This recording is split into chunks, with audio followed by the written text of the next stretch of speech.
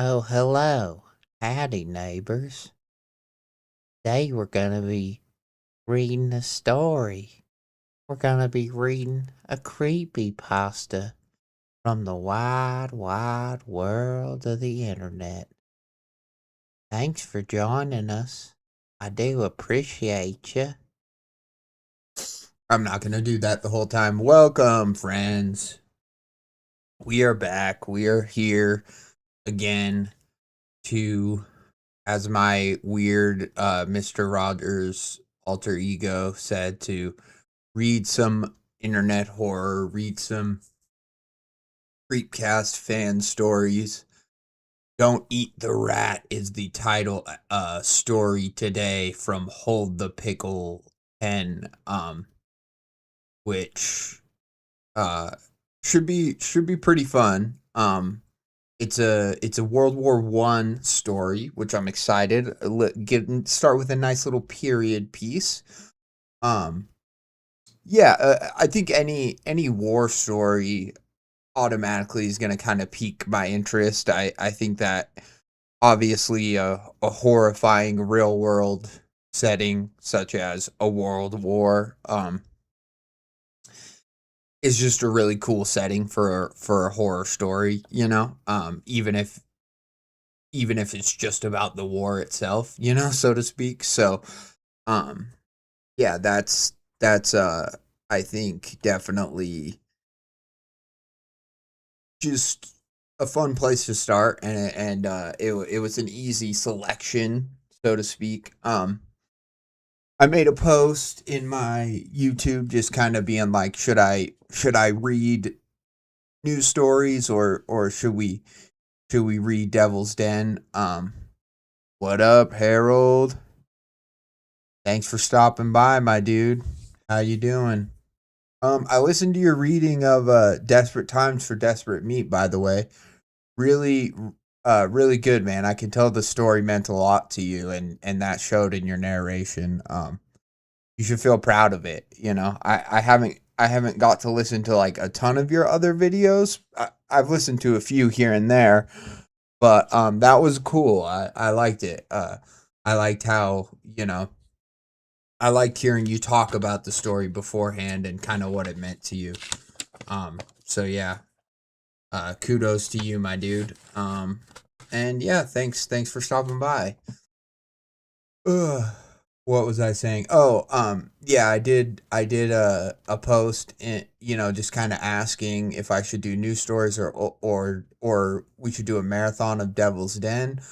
Um, I ended up deciding. I mean, nobody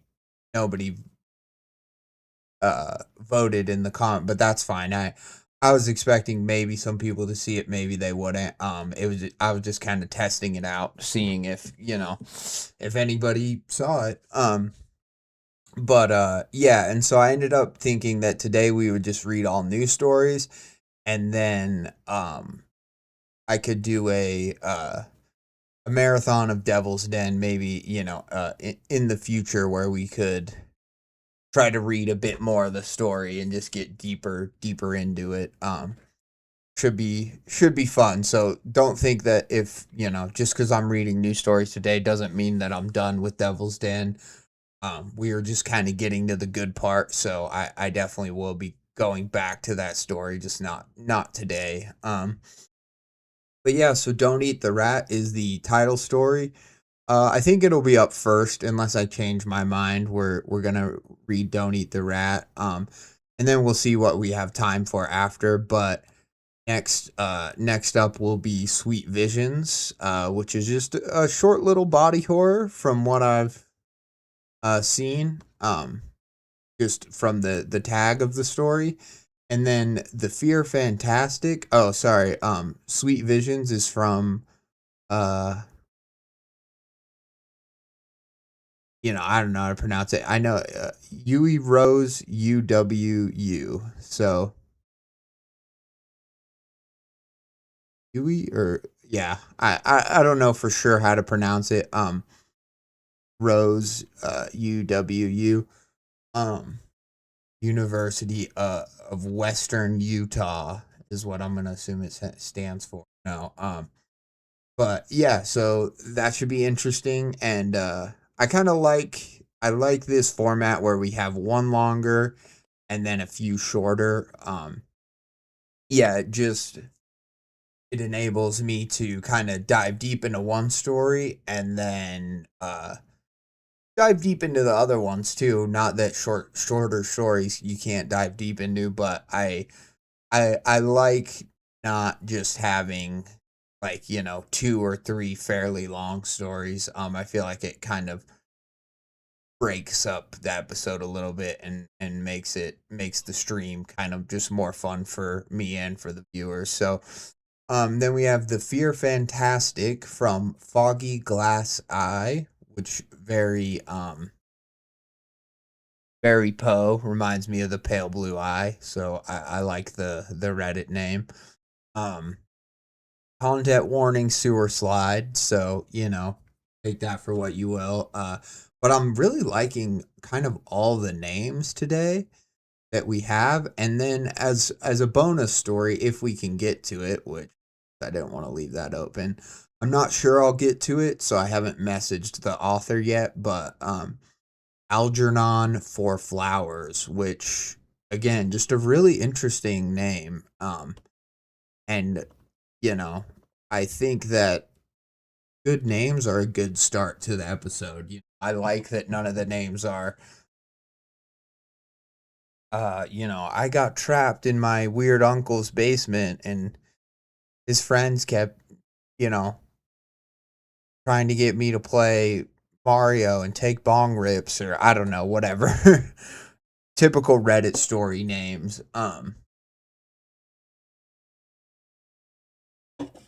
I like that we have kind of more classical kind of yeah, just more kind of like baiting kind of bite uh biting names, I would even say, because Don't Eat the Rat is obviously sick title just for kind of any, especially a horror story, but you know, kind of even an album title. Like I feel like I would want to listen to it. But yeah, and so and with the context of knowing that it's a World War I story, I just think I couldn't be more stoked to kind of read it.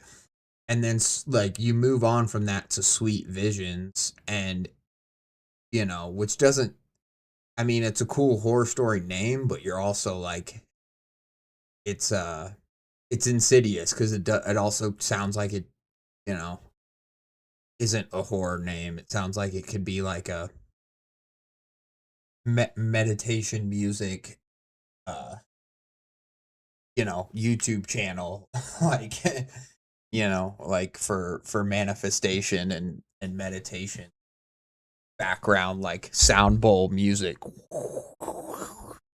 you know. um so yeah, that's kind of fun. And then I just, the Fear Fantastic, good, you know, good alliteration. And then, you know, I don't know if it's like it's gonna be about somebody who like enjoys the fear, you know, somebody who is like an adrenaline junkie but too much, you know. And it's gonna, you know, whatever, lead to somewhere bad. I don't, that's just where I'm going off the title. And then Algernon for Flowers, I have no idea. I think Algernon's a name, I'm pretty sure. I think it's a name from like some sort of literature or something. I could be wrong about that. I know in Brooklyn Nine-Nine he names his rat or a mouse that lives in his desk. Andy Samberg's character, he names the rat Algernon. Um, which is kind of funny. But anyways, so yeah, I'm excited. And yeah, that's kind of all I have to say about that. Shout out to Tales from the Creeps as usual. Um, you know, subreddits popping, plenty of people posting, you know, comics, people posting you know, uh publishing stuff. I saw somebody made a chat book. I think chat books are really sweet, and an awesome way to get like poetry or a story out there. I think let's bring chapbooks back. I personally have I guess technically it probably is a chapbook just because of the size of it.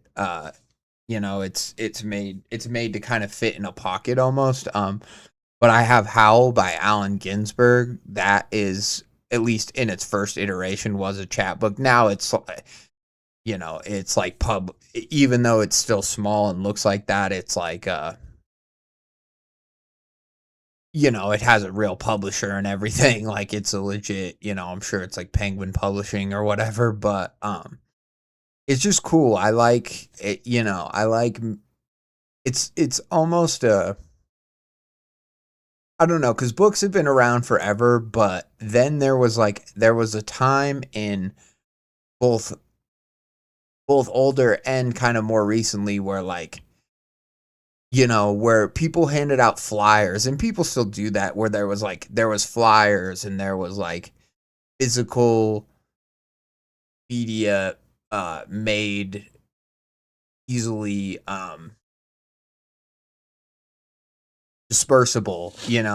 I think of like even the pamphlets in that World War II movie where the dude's like printing, he's taking the real news that he hears on his radio and he's spreading it across Germany and basically going against the Reich and Hitler and breaking the law in order to just basically tell Germans that like, hey, we're actually not winning the war and what we're doing is really horrible, and stuff like that. So and we're gonna be seen as like the bad guys to the rest of the world for maybe not all of history, but for the foreseeable future. So maybe we shouldn't be doing this. And it's just cool. I like that. Like it's not only is it tactile, but it's such a it's like the idea of, and this is kind of lost too because of the internet, but it's the idea of like when people just used to get demos, right? Like musicians would just make demo CDs with like one or two tracks, or maybe they were even a tape back when it was tapes. And there was something so cool about this idea that like you just hand it out to enough people and maybe it finds its way to like a DJ or a music producer or somebody that hears it, and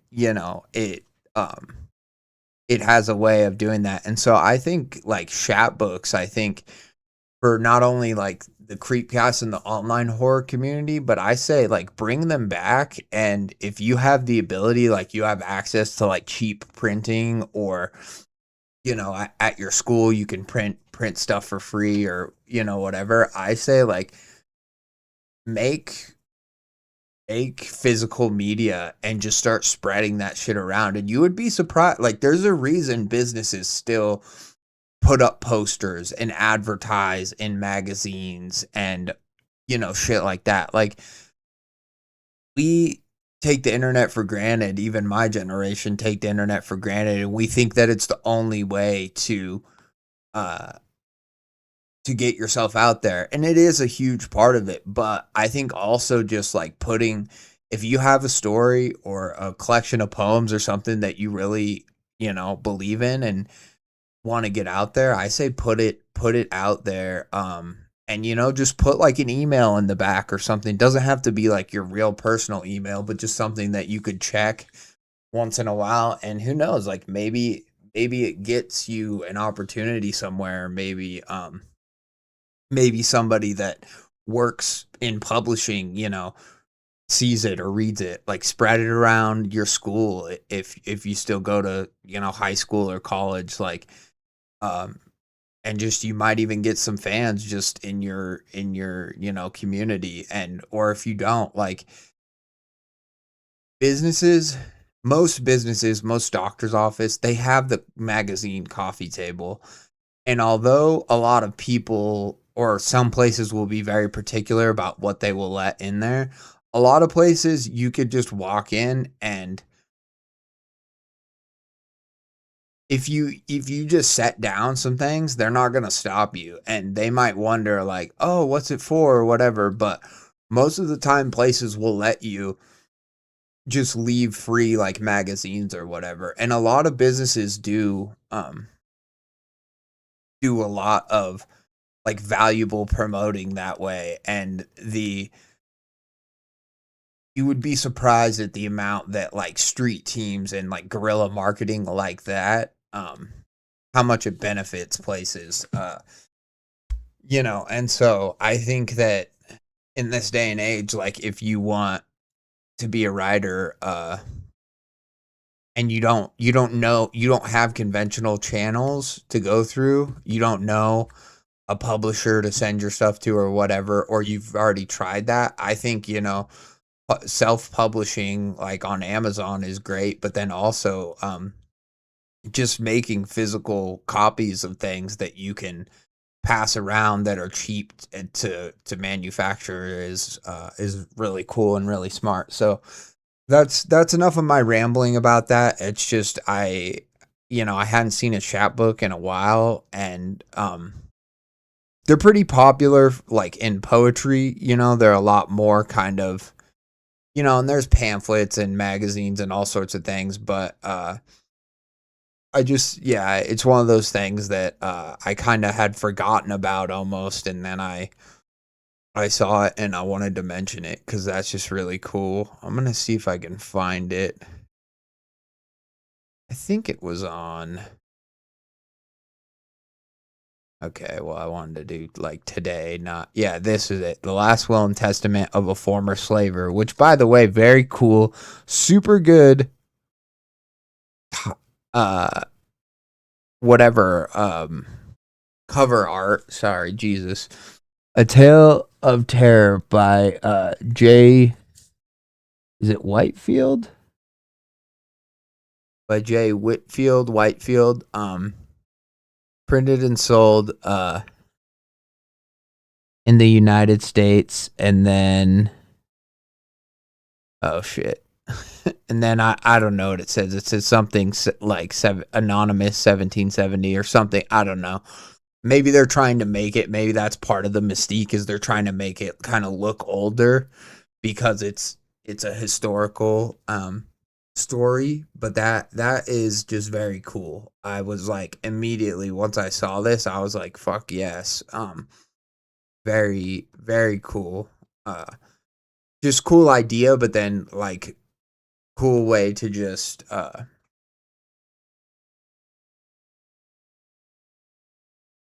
do it yourself, to not wait, to not, if you have, and especially if you have like one story. That's what I'm saying. A chapbook is such good for when you have one story, or like, one, like I said, poem or group of poems, or maybe you have like a long epic poem or something you've been working on. That's such a good way to just codify it. And then once you have it that way, yeah, you can still post it online or whatever, but then once you have that physical like media, I feel like just being able to hold something in your hands that you're like, I made this as a writer, can be very, because we all have a journal, we all have a whatever, but to have something that anybody could just pick up and read and experience your whole story for themselves, or poem or whatever it is just really awesome. All right, but that's enough about chapbooks. Let's get into hold hold the pickle 10 and his story, Don't Eat the Rat. Part 1, Enlisted.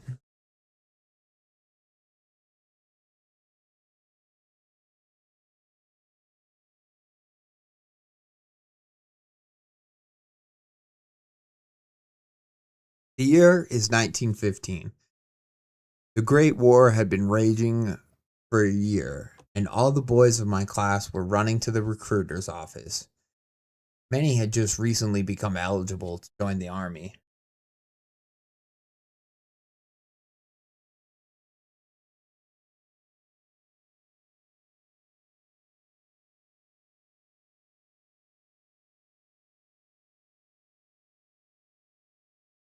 Perfect. I need to just become eligible to join the army. My friend Thomas and I walked behind those who raced ahead and were trying to figure out if we could pass as 18-year-olds. Thomas, very good old-timey name.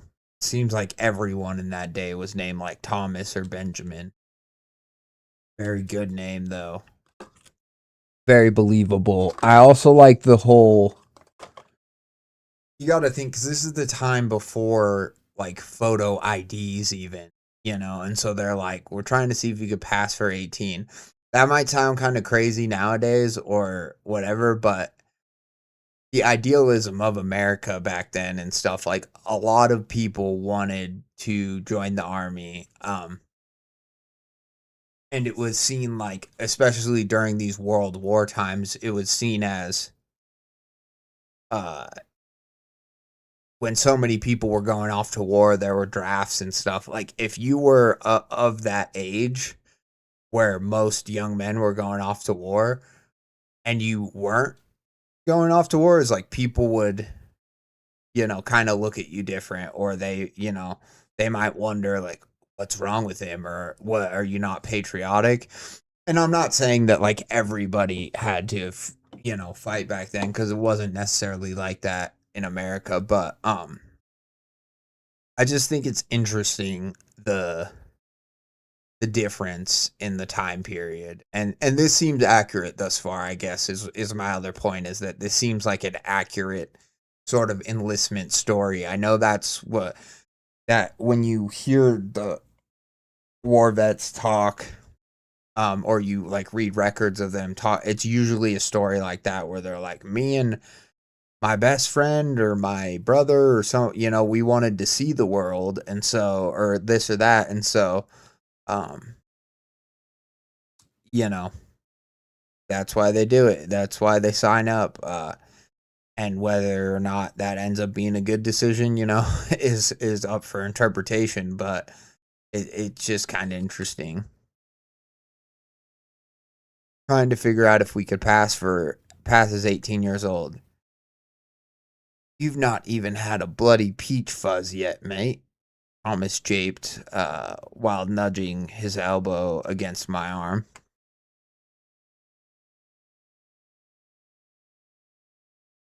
No way that Sergeant Woodward would take you as a man. Shut it. I wonder if these might be British people, which I didn't initially think about. Because I know everywhere fought in. Well, I know. I don't. The U.S. still fought in World War One, but like most wars, we're kind of late to join. uh,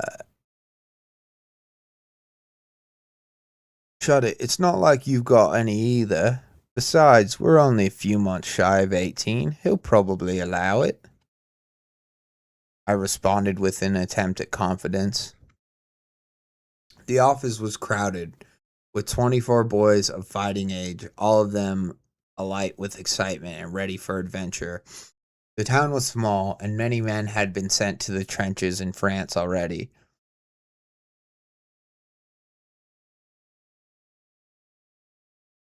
Ours was the youngest generation and would be the last of our town to be sent. The three recruiters began their work. Two of them walked with confidence and ordered another younger man to begin taking down names and ages. It'll be interesting to see what country they're from. And also, which I'm thinking this is England, and also, what was I gonna say? Oh, I'm already getting very, very big Quiet on the Western Front vibes, which is the Wendigoon did a video about it, but, or it's all Quiet on the Western Front, I think, but is like the first really whatever impactful like anti-war movie, because basically any war movie made at that time, I think it was made in like the 40s or 50s, was like it was pretty much propaganda. It was war propaganda, or it was just straight up like, Hollywood, like, this is the incredible story of, how this battle happened or that battle, whether it was like historical pieces or whatever. Um, and this was the first like really well made kind of anti-war movie, which, yeah, I think, I'm guessing probably had some inspiration for this story. And then I also just wonder, because that is the German perspective, if I'm not mistaken. Like it takes place in Germany. It's about or maybe, well, it is of World War II, I think, though. But I could be 100% wrong about that. But either way, um yo, what's up, Harvey? How you doing, man? It's about, it's about these idealistic like young men who are like so excited to go off to war, and then basically the war kicks them in the ass, and then only one of the guy's company out of everyone else survives, and he comes back on leave, and the professor's like, come speak to the class, like, tell them how great it is to serve, and blah blah blah. And he kind of goes in, and he's like, kind of, I forget what, if he, I think he just tells the students the truth and is like, we're dying in droves, where there's no end in sight, like this war is absolute hell and like horror. And the professor's like, you're betraying your country and blah blah blah. He's like, I'm the only one who's bled for my country, um and yeah, it's just a really interesting piece. So I'm curious to see how much this story uh whatever echoes that movie and stuff. Because it is from Wendigoon's video. It not only was it very impactful and stuff for the time, but I think even nowadays it's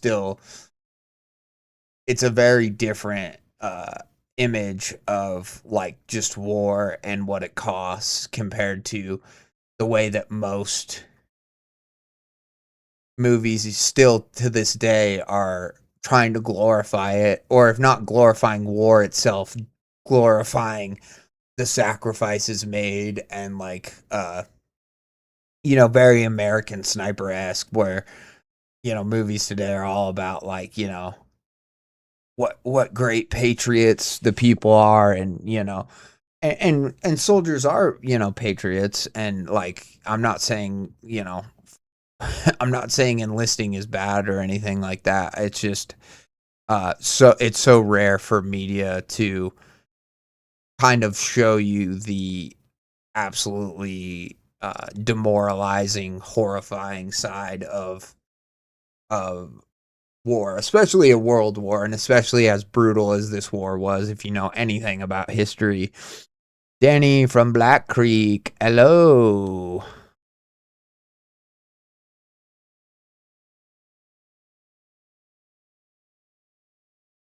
All right. The three recruiters began their work. Two of them walked with confidence and ordered another younger man to begin taking down names and ages. One approached the corkboard and turned to the crowd, bellowing out loudly in a thick Scottish accent, assemble yourselves into some kind of rank and file. I'm Scottish. Sorry, I gotta get my Scottish accent going.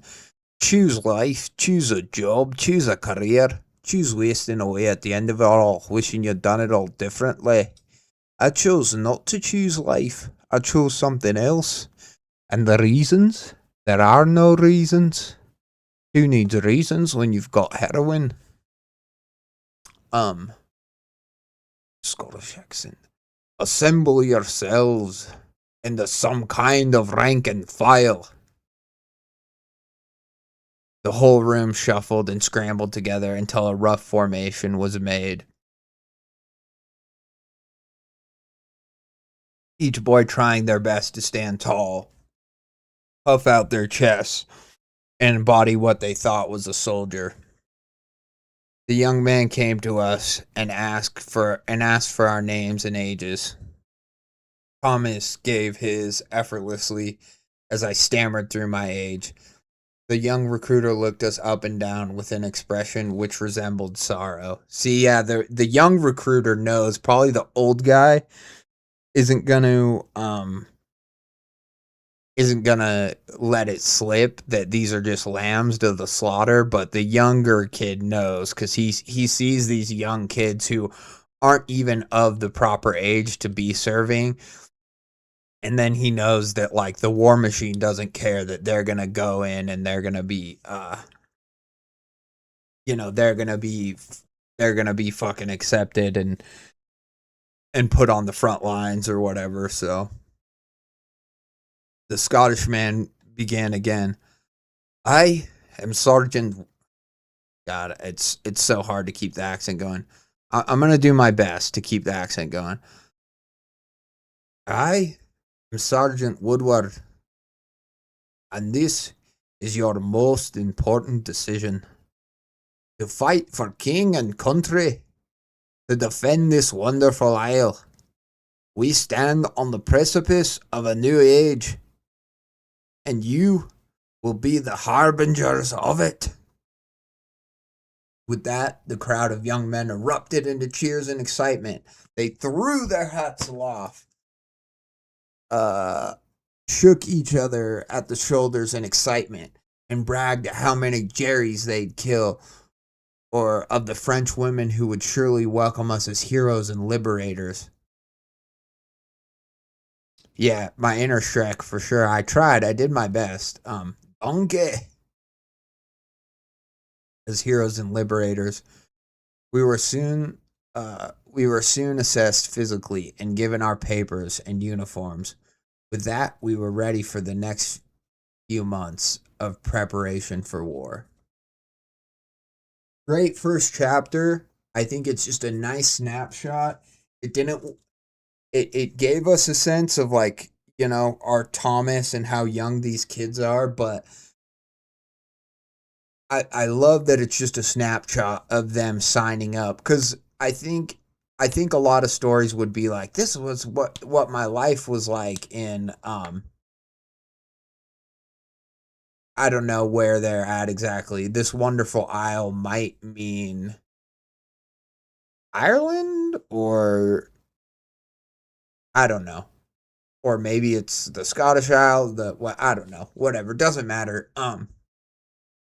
Whatever European country they're in, and I think that in a story like this that's about something so big,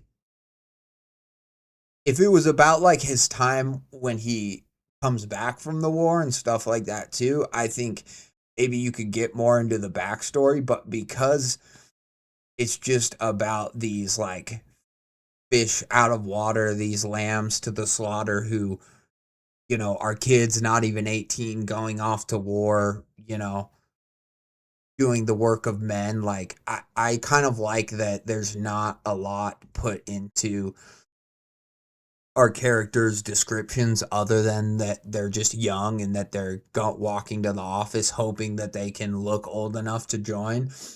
Because I like that so much, because it's like the war and the war machine and the country, it's like that doesn't care about their backstory, doesn't care.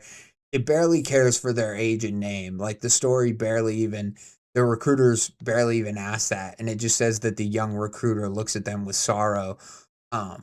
So it's almost like because of that, it's like the story too doesn't fully care about them. It doesn't need to know their backstory. It doesn't want to know. And so like we don't need to know either. And it seems so kind of opposite of what they would say, or what, like, I don't know. a person says typically when they're like starting a story is like, get me to care about the characters, who are they, what are they like? But with a story like this, I think it really is the setting and the plot that is going to kind of rule the day, and our characters are just inserts for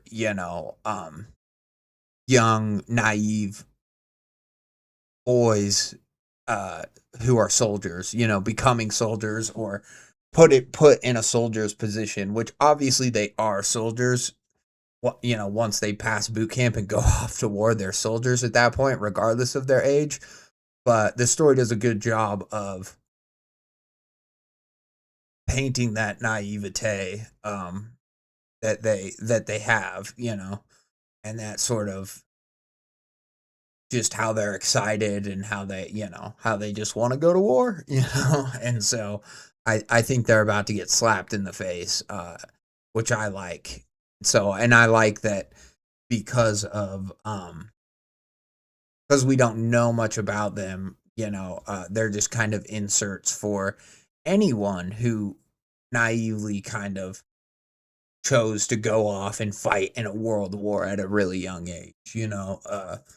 It's good. It I think it lends itself to just making them like accessible too.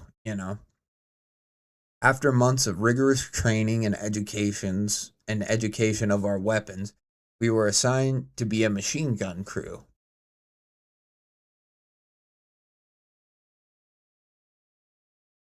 Thomas the operator and I the ammo carrier. Then we were sent across the channel into France.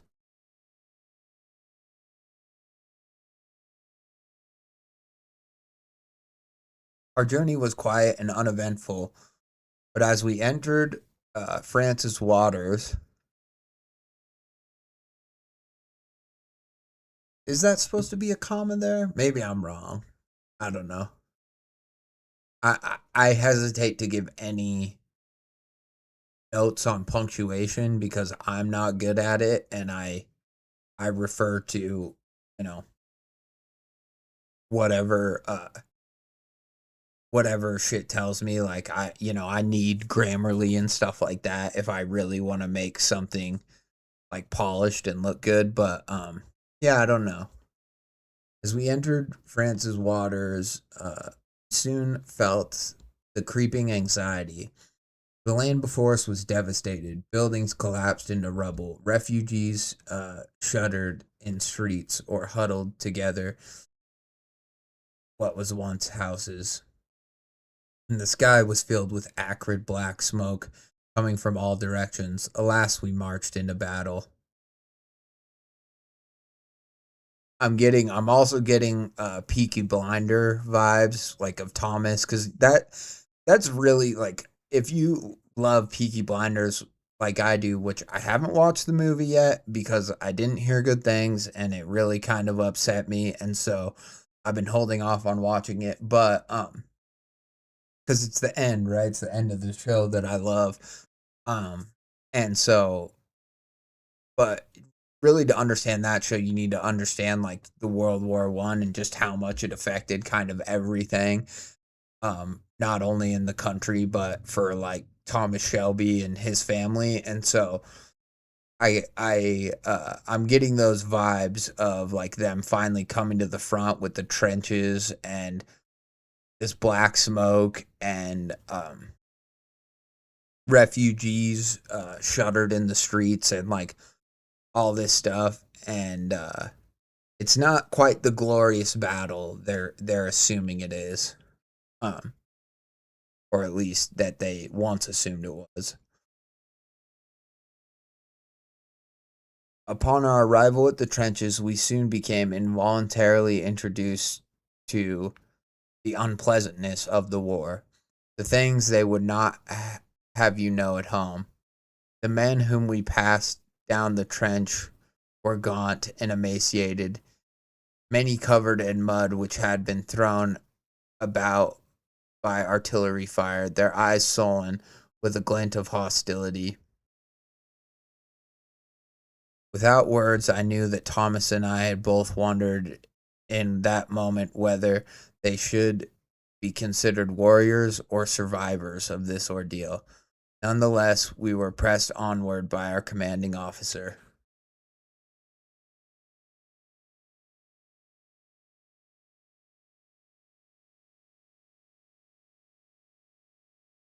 Though we were told the rain had not fallen in some days, the floor of the trenches were mud, where there were no wooden planks to walk on. The mud was some vile mixture of mud, blood, and excrement.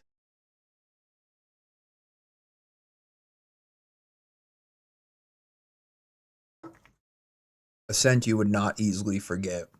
We rounded a corner to a ghastly sight. The trench had taken an artillery shell directly. There were no survivors. The trench walls had caved in, and there were many men carrying bodies and their extremities. Many men carrying bodies and their extremities out. We noticed a man sat upright against a wooden post, his eyes glazed over and his mouth agape. The man had no obvious injuries, yet sat utterly still. It was only due to a fly buzzing about his open mouth, periodically landing on his blue and swollen tongue, did we know he was expired. Ah, interesting. See, I thought that was going to be a picture of like a soldier with just utter shell shock. But no, they just see this dead guy who, bombs and like artillery fire is crazy. Like you could not get hit by shrapnel and still die because of the just concussive blast, like fucking, shakes your brain. And that's probably why the tongue was like swollen or something, is because like just like traumatic brain injury killed him. And maybe that's a sign of that. I'm not by no means a war expert or a fucking thing. It was interesting because for me, I even thought what the boys probably thought, which is, oh, this guy's alive. He's just shell shocked or just something's wrong with him. But then it's only once you see this fly crawling on his tongue, and the fact that he's not just sitting still, that he's just not even breathing, that then you realize, oh my God, no, that's just a corpse that hasn't been carried off yet. What a brutal, cool, great scene. Again, it's like, it's horrifying because, it's so like stark, and it's so, you kind of think it's an image of one thing, but then like, oh no, it's something even worse or just as bad. But yeah, I like it. It's a great image. This soldier just sitting upright, not like visibly hurt, but just swollen tongue, blue swollen tongue, and they realize, oh no, he's dead. Thomas, upon this revelation, quickly averted his eyes, froze in place, and lost his lunch. The whole trench, save for the newcomers, erupted in laughter, one man being so cheeky as to mimic the way Thomas sounded as he retched. This only sent the veterans into more raucous? Yeah, that is raucous. Yeah, raucous laughter than before. I helped Thomas by grabbing the large Lewis machine gun he held and ushered him forward. Pay them no mind, mate. They all seem a bit balmy to me. Does that just mean like crazy or army? I'm gonna look this up because this might tell us what country they're from too. Which I know the thing about the Isles, they're like, to defend this great Isles, because the British Isles are like also a thing. So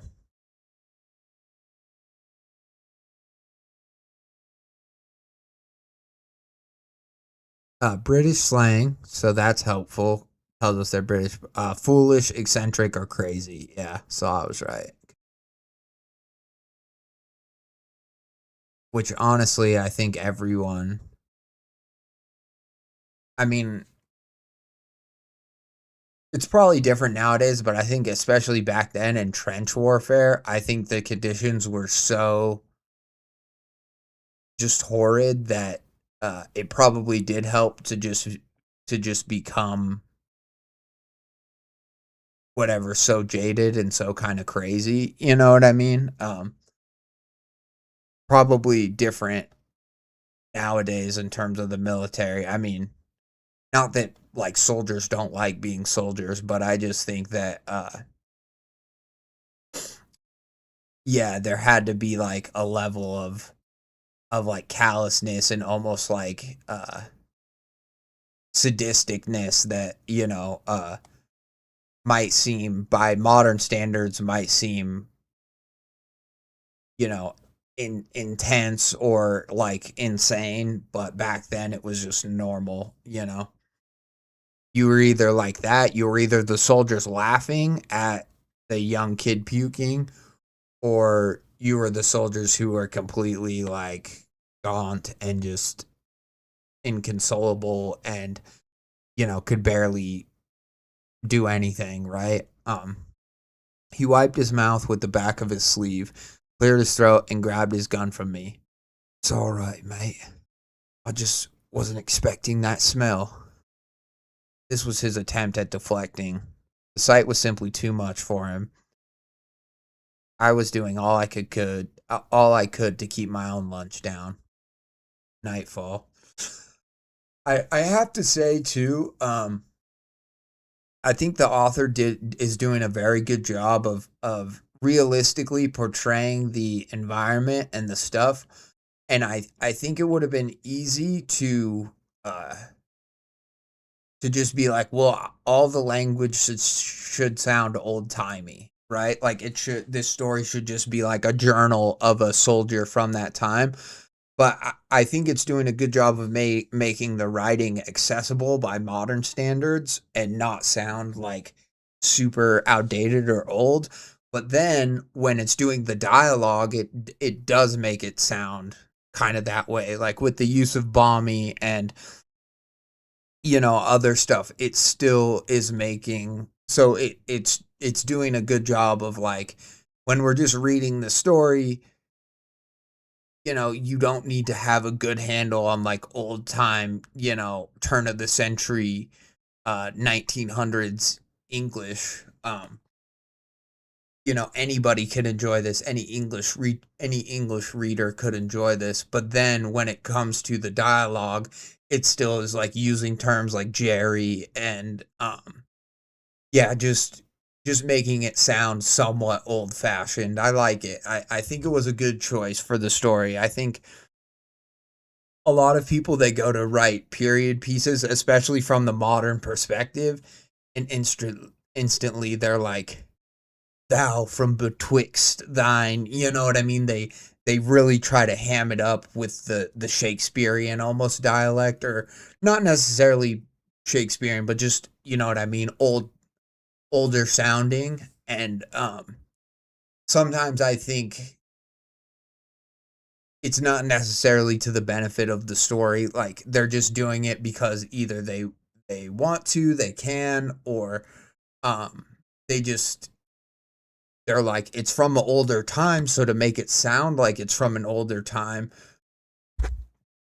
I'm going to use, you know, this older dialect. But I think a lot of older sounding, there's a lot of different ways to capture that older, you know, 19th century language. There's a lot of ways to do that. And yeah, the dialogue should still sound like it's from that time. Like they shouldn't be like, yo, bro, that was sick when you killed that when you killed that, you know, terrorist or whatever. Like obviously that would be ridiculous and silly. I'm not saying that they should do that. So like it's good that the dialogue is that way. But I think making the story accessible to people from a modern era has like merits and value. So yeah, I think it's worth bringing up because it's something that I think a lot of writers probably struggle with. And I say just like go with your instincts, go with what you think best sets the tone of your story and the setting, and you can always try to dress up the dialogue one way or the other later. But I think just getting the story out, even if it's in your plain modern speech, and then going back and editing it and making it sound older and using more dated terms and stuff like that, that can be part of the editing process, But yeah. Part 3, Nightfall. We were brought to our post near the destroyed trench and given the instructions to hold our position and await further orders. There we waited for 3 hours until nightfall came.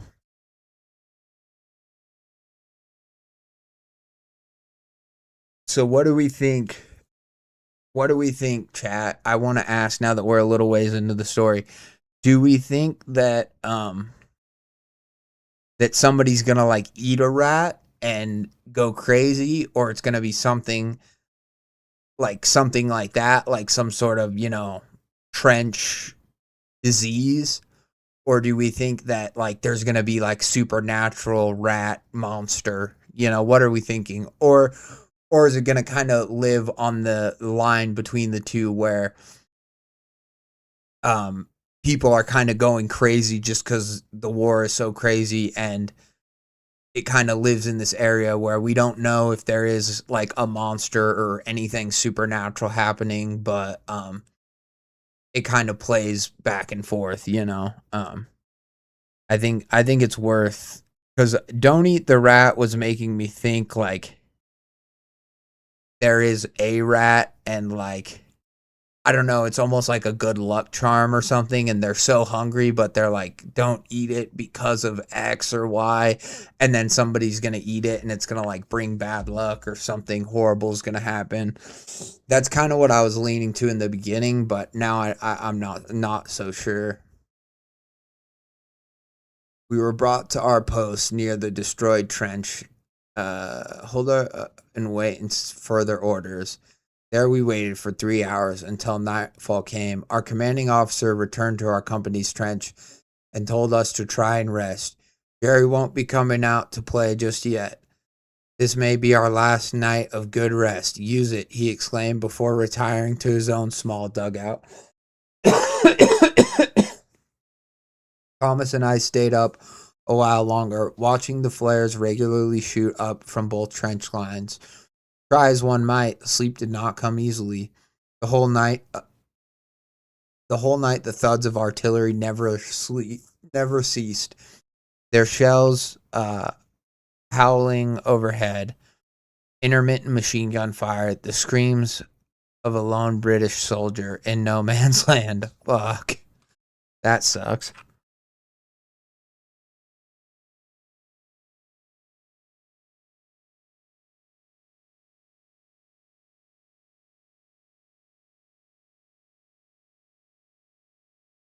A gaunt soldier passing by us noticed our expressions to the man's cries. He whispered, "Those Germans don't like the screams either. Best to leave him there." That's what the medic said. He said sorrowfully before continuing his patrol. Because we could not rest, I nudged Thomas, whispering, "Shall we have a gander?" Sorry, that I went from what I was doing with the accents earlier to like something way softer. I don't know why. Shall we have a gander? Gesturing with a nod to no man's land. We would not see much as it was too dark, but with the moonlight and flares, we may see something. Thomas nodded and we both approached the trench wall and waited until a flare went up. We peeked over, knowing we could only take a short glance. Any glint of metal in the moonlight could attract a hail of bullets to us. There we saw the scars of the Great War. Craters 6 feet deep, dead horses, puddles which had a sheen of oil and chemicals on the muddy waters, barbed wire torn and twisted by explosive, field guns and carriages destroyed. The bodies of countless men littered the seemingly endless battlefield. We ducked back down into the trench and heard a torrent of loud artillery fire. Moments later, our commanding officer shot out of his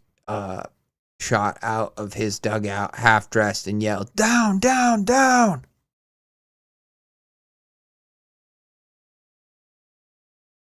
We did not know whether this was a drill or if we had divined the artillery strikes.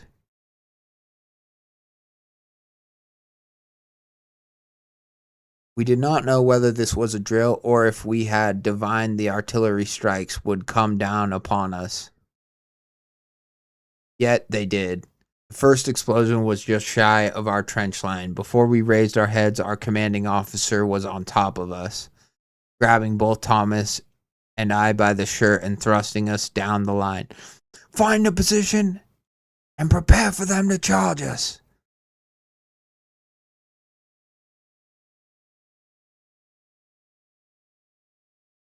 Ooh, that's a good. I like that. I like that theory. Someone might get bit by a rat that makes them start acting weird, like rabies, and possibly influence others to eat them, like it's some sort of drug or way to leave the horrors of the war. But I don't know. I think that's a great theory. I think the reason that I asked chat, Danny, to be specific, since you answered, is because I think that it is important for us to, as writers, we're not just trying to guess what's happening, right? I think it's important for us to use our imaginations before we fully know where the story's going or whatever, because it can help us to come up with ideas. It can help us to, think about, like, because we may not ever write a story about World War I, but we may come up with an idea that we can use in some other story or whatever. So I always think that it's like a good exercise to not only like guess what we actually think's going to happen, but maybe just what we want to happen. What if we had to if a story is a baton, right? And like we're whatever it is, relay runners on a track field. If a story is a baton, and if someone was going to hand the baton off to you right at this point, right where the artillery shells are coming in, and all we know of what the story is, the title and what's been written so far, where would we take the story from here, And there are some projects that really do that, like Dogscape and, other stuff where they're these collaborative writing projects. But I think even just when reading someone else's story, you can get lost in it and just read the story in and of itself. But I think some of the magic of stories, the fun of it is the not knowing, right? The story's half read, like. And so that's kind of why I asked this stuff is because not only is it where my mind goes, I'm wondering it, but I also think that some of the most fun I've had in discussing literature, movies, media in general, was not so much in the conversations about what happened on the screen or on the page, but in the conversations about, well, what would have happened if this thing happened? Or how would the story been different if X didn't take place when it did? Stuff like that. I think it's fun for me as a writer. It's a fun thought exercise, and I think it's worth it just to find that energy to be creative, even when you're not exactly writing yourself. I think it's beneficial. But yeah, anyways, so thank you. We do not know whether this was a drill or if he had divined the artillery strikes would come down upon us. Oh, see, it says if he had, that makes so much more sense. Find a position and prepare for them to charge us, he commanded as we turned to run down the line. We rounded several corners before Thomas yelled, "Here! By now, every trench line within 5 miles of us was awake. Men were blowing out orders. Officers were rushing to find radios. Ammunition boxes were already being sent to and fro down the lines. Another cacophony of artillery shells sounded off as we loaded the Lewis gun and readied my Lee Enfield in case I would need it.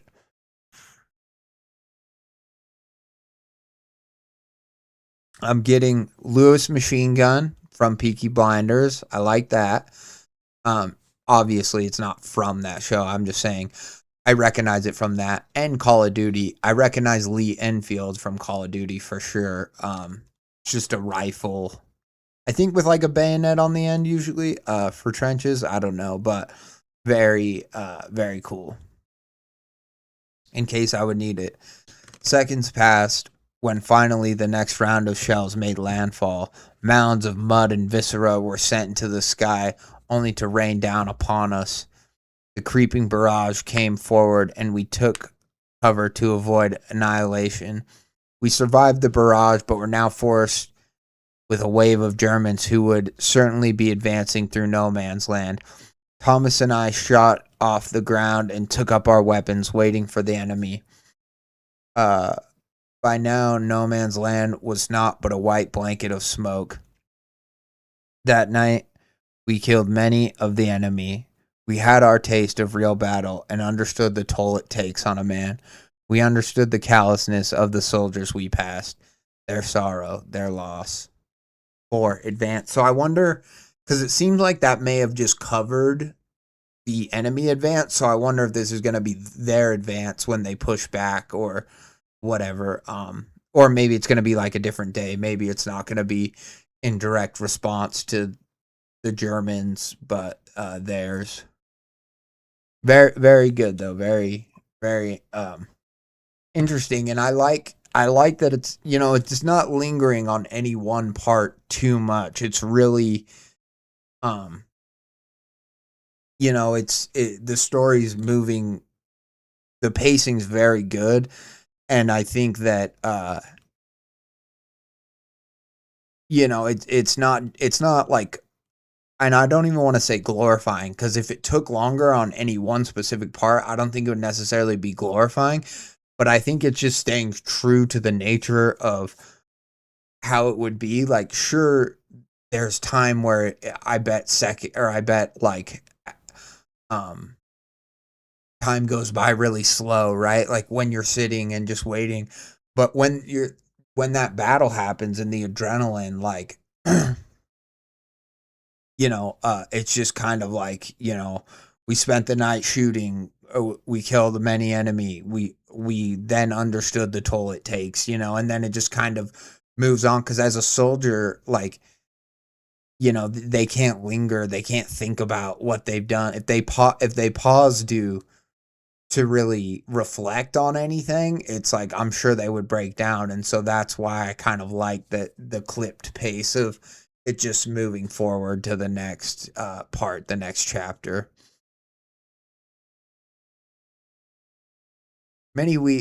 Part 4, advance. Many weeks had gone by. Many of our friends were now dead or missing. We seldom had good food. We had even less sleep, yet somehow we continued forward. See, and that's the reason I thought it was going to be about eating a rat, not because the story's just called Don't Eat the Rat, but I've heard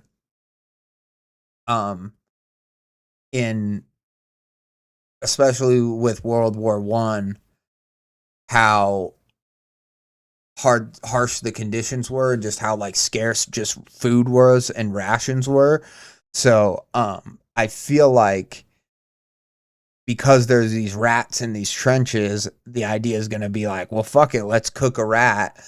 And then, of course, someone's going to be like, don't eat the rat. Or these guys ate the rat and, yeah, they're foaming at the mouth or whatever. They went crazy. They ran out into no man's land, and got stuck out there, sort of a thing. So, yeah.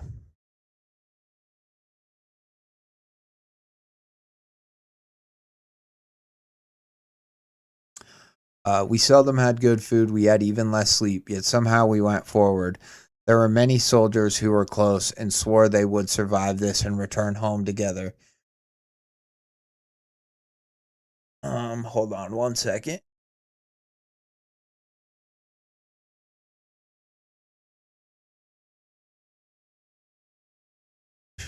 Swore they would return home together. Yet at some point, one would either die or be wounded and sent away for treatment. When a man loses his only friend, it changes them. You forget peaceful sounds when subjected to ceaseless shrieking of artillery shells and screams of dying men. There were men we knew from childhood who now aged 20 years, jittered and shook as though they had a fever, yet were not ill. Men would crawl into their hovels alone and cry out to the ghosts of the trench and giggle at their responses.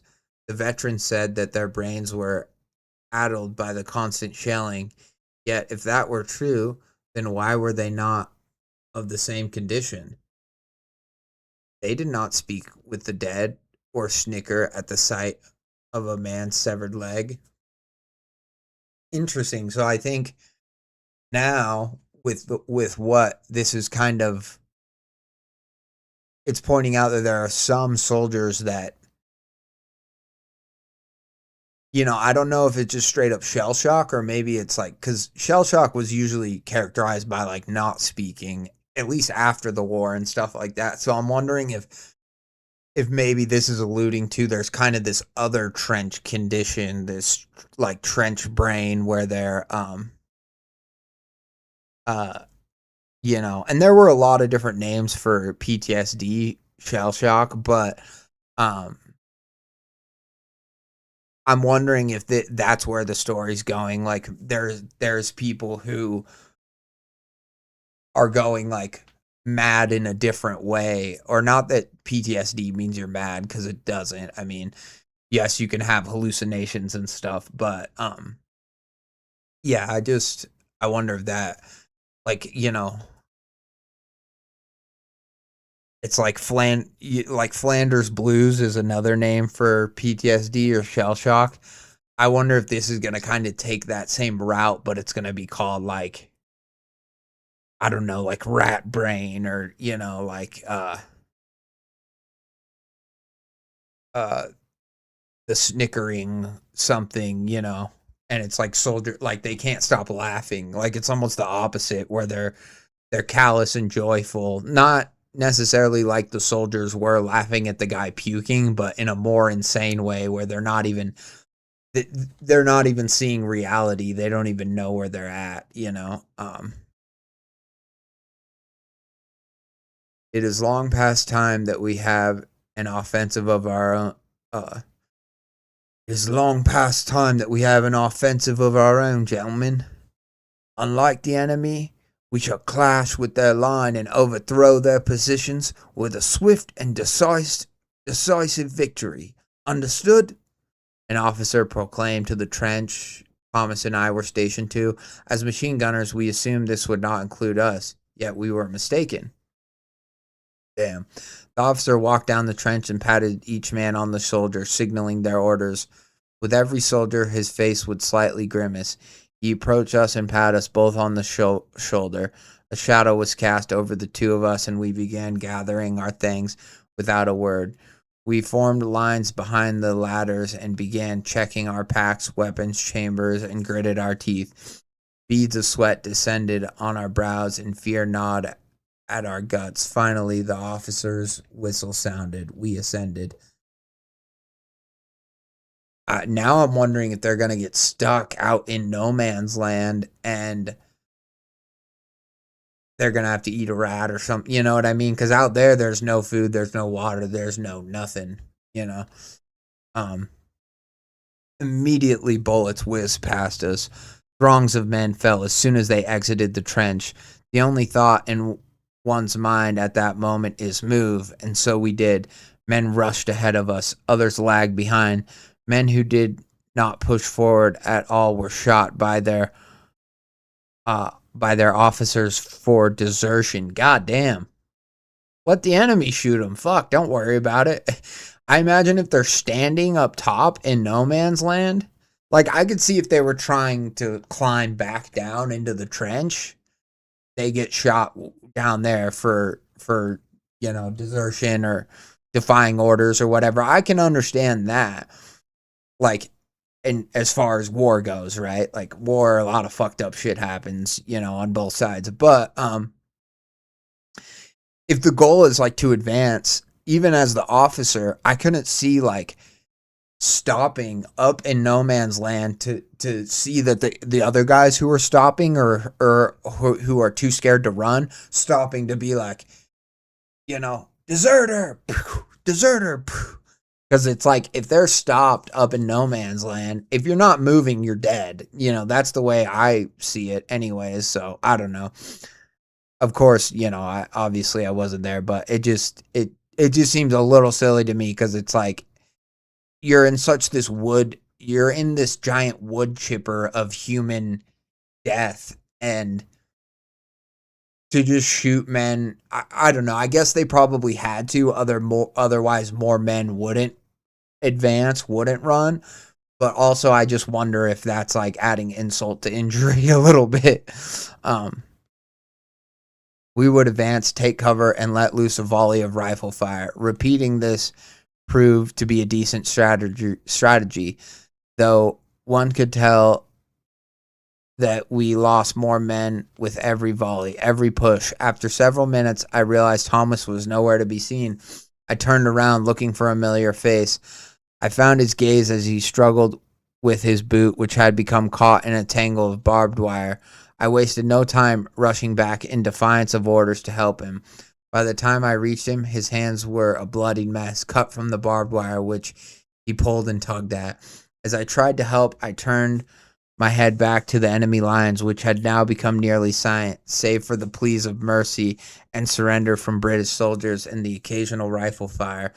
In my heart, I knew the push was futile, and knew at any moment a German would spot us struggling amongst the wire. Irritation took over, and I shoved Thomas into a nearby crater. I fell with him, and we landed in a puddle, which filled half the crater. My mouth was full of chemicals, which burned as I spat the water out. Thomas stood and yelled, "Bloody hell! What's that for, mate?" I coughed and nearly retched from the putrid taste of the water. After catching my breath, I motioned to the sky, to the silence which now enveloped us. We sat on the bank of the puddle and discussed.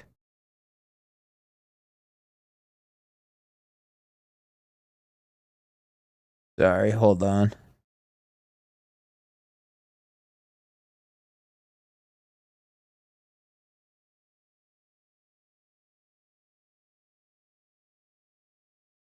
Uh, Nearly retched from the putrid taste. After catching my breath, I motioned to the sky, to the silence which now enveloped us. We sat on the bank of the puddle and discussed what we would do next. We can try to run back to our lines. We can't try to run back to our lines, that's for sure. We can't try to run back to our lines, that's for sure. I started pulling out my canteen and took a long drink. Why not? Thomas asked naively. If you want to be shot, be my guest. Those fools on the line will surely mistake you for a Jerry, I replied as Thomas offered me a cigarette. We both lit the cigarette and watched the sun slowly descend on the horizon. We sat there for hours, helpless yet alive. Part 5 Crater. As I predicted, they're stuck in no man's land. Very, very funny. I find that interesting that he's not even worried about the other side seeing him and shooting him.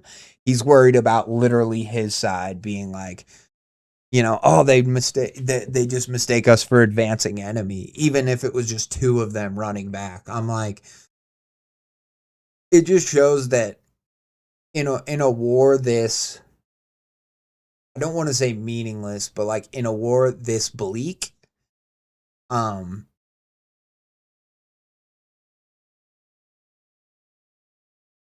the there's no faith. There's no faith in your own side. There's no faith in obviously the enemy, even to be competent probably is how they're feeling, is they know that like everyone is just so battered down and so completely uh altered and just crushed by this war that like they can't trust the other side to kill them quickly, or they can't trust their side won't kill them, or whatever. The story didn't say that about the German side, the Jerry side, but I just I find it I just find it interesting that like he's like that's why we can't run back. It's not because they won't make it. It's not because the other side will spot them and kill them. Uh, it is because purely they're like you know our side won't know it's us and they'll just fucking shoot us. The whole night we sat in complete darkness, huddled together in an attempt not to freeze to death in our sodden wet clothes. We ate the last of our meager rations with the understanding that this would likely be our last meal. To escape the crater and run across either way would be suicide. Neither trench line would allow anyone in no man's land to approach without being shot, for there was more than just the enemy amongst the destroyed weaponry and corpses. We had heard crazed stories upon our arrival on the front, tales of dead men rising from their graves in the wire, of ghostly apparitions ascending into starlight, and the men of no nations, cannibalistic deserters driven to madness. They stalked and scavenged amongst the dead of no man's land. We did our best to put it from our minds as we shivered in that hole. All the while, the war continued, and we were forgotten. So horrible, dude. So fucking terrible. It's a great story, though, so far. I mean, I'm really enjoying it. I like that now, like, the war is just carrying on without them, and they're just lost to no man's land, It's like they might as well already be ghosts. They're still alive, you know. They're not dead yet, but they almost might as well be. There were no flares tonight, and the darkness became overwhelmingly heavy as the night drew on. Without sight, your body will enhance every other sense. We smelled the faint acrid aroma of chemical warfare, the rot of the corpses surrounding us, and we heard the howling of wind through the debris of no man's land, the faint echoes of agony. Across the way in the German trench line, we heard their songs and tankards clacking together. Though we did not know their language, we knew they were celebrating their victory. As shadows from their campfires danced amongst the still dissipating smoke of gunpowder, we could smell the meals that they prepared for themselves. We could hear the tearing of clothing from the gnashing of rats' teeth. No doubt they too were having a veritable and endless feast. We could hear them communicate as the enemy did, their own language, foreign to us as well, yet clearly understood. As the Germans ate happily and sang songs merrily, the rats gorged viciously and feuded violently. Interesting. So now I don't know if it's fully that like they're going insane, Thomas and our main character, but it paints you know, a comparison between sort of the Germans celebrating and the rats celebrating, and it's almost like the rats are their enemy too, and rats being the scavengers, these not always a harbinger of death, but like a harbinger of decay for sure. It's almost like these rats are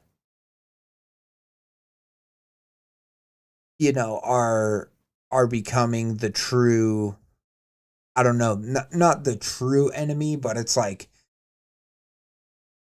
they're the one who is the only one who's going to come out of a victor in this war of men, and so when neither side can really win, they're always winning, and so that's kind of, I guess, what I'm getting at. And then the idea that they can like hear them and interpret them the same way they can interpret the Germans is just, yeah, it's just a fun comparison. I like it. And I like that the Germans, of course, are fucking singing and celebrating, like, just because I'm like, it's such a German thing to do.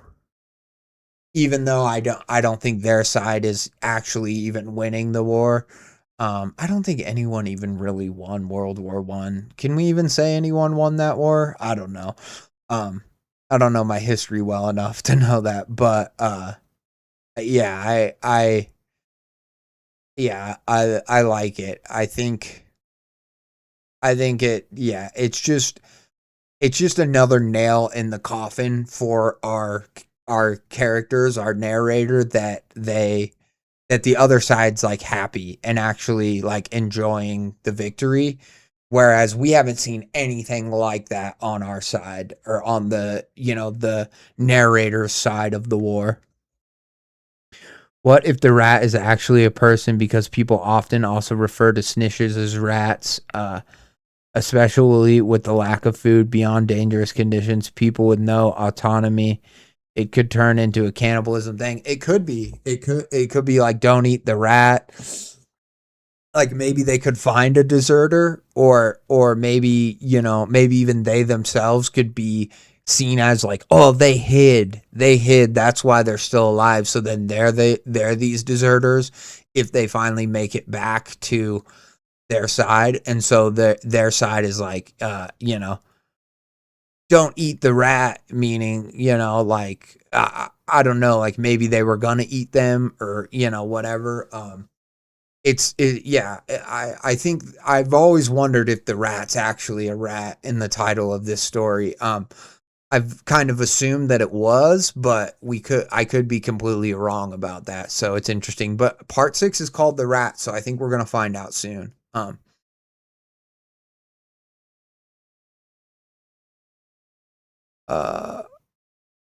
We dared not speak. There was an aura which hung in the air about us. A deep voice from within told me that death was lingering nearby, but that I must make that choice. I took a hand and felt around the mud next to me for my rifle.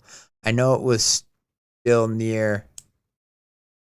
I know it was still near was a comfort. To know it was still near was a comfort, at least. As my hand found I felt a strong pinch on my knuckle. I stifled a yelp and swatted at the pain, my fist finding contact with something small and warm. We heard a slight squeak, and Thomas asked, "What are you doing over there?" "Nothing," I replied in a hushed yell, "making sure my rifle is here. That bloody rat's bit me." I slung my rifle on my shoulder and remained huddled next to Thomas. After a moment of silence, I broke it with a question. "Reckon this is it, mate?"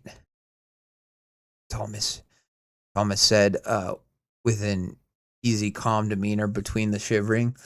We'll think of a way to get out of this. Remember the time we got stuck in the basement of the school? Bloody teachers left us locked down there. We found our way out and never got caught. He he stuttered over every other word and chuckled as he finished. Silence fell on us. Sleep came soon after.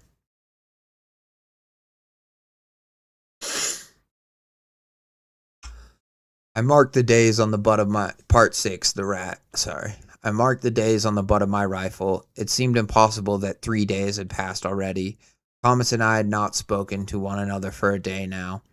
We had already discussed every plan to escape and come to conclusions each time that it would be futile. Death enclosed us in the crater as our stomachs were knots of pain which plagued us. The pain of hunger was inescapable.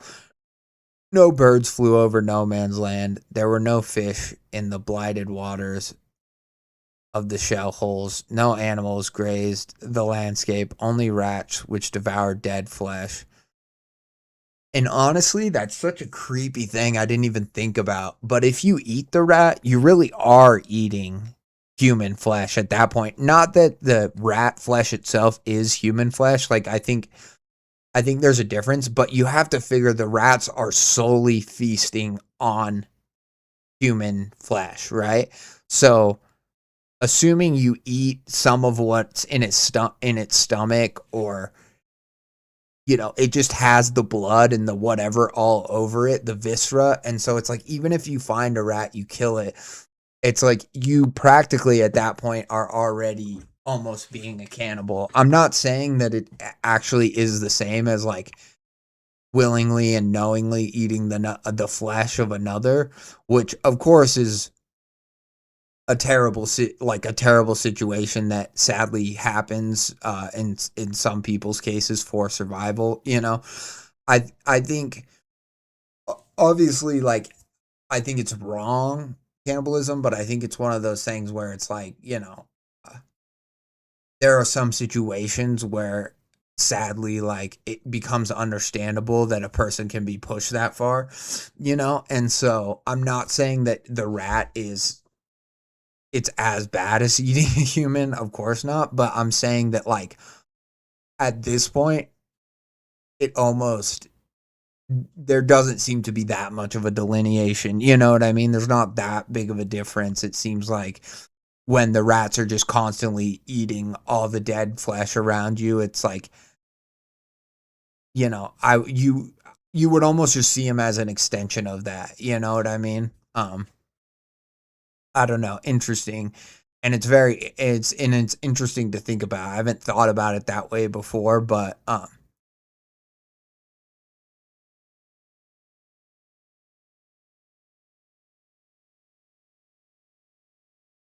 after the first night, each day became night as quickly as night became day. Every rotation left us feeling more deranged than before. The shelling continued and skirmishes would break out across no man's land. Yet our crater seemed unimaginably isolated from the battles. There were times where I wondered if we had already perished in the battle, or from our hunger. Was this punishment? Or were we still surviving this conflict? Nights before we spoke of returning to our families. Thomas fantasized of returning to Mary, whom he was sweet on. I fantasized simply of warm bread and fresh butter. To fantasize now was a disheartening prospect. In our thoughts, we knew there would be no return. God, so sad, so bleak. Did not even want to, like, that, the escapism and the comfort of imagination and of, like, distraction in that way. It would seem like the only safe outlet, but then to be so low that, like, even that hurts too badly, to even fantasize, to even remember warm bread, or a past love, or a crush you have, a girl, like, to even think of any of that stuff is just, it's too sad. And that's even taken from you. It's just it's horrible. It sucks. Sorry, I'm gonna go get a ginger ale really quick. I will be right back, ladies and gentlemen. All right, be right back. Yeah. And then we have at the end just one hand. The hand like shoots glove, up. Right? Yep, the glove. So we have the hand shoot up. And then we get the flashing of all these different faces. So some of them are like, it's hard to see without brightening the image, but this is like a corpse almost, like bone and like blood right in between. Like, there's a pretty good, look at that. Lovely fellow. Good God. And then we have this one that's like skin, almost like a mask sewed over its like face. A masked person's face or something.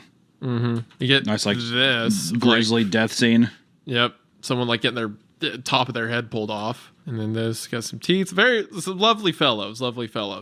But the situation has gone loud enough that the police are issuing, emergency broadcasts for people to try to escape. So something's gone really wrong.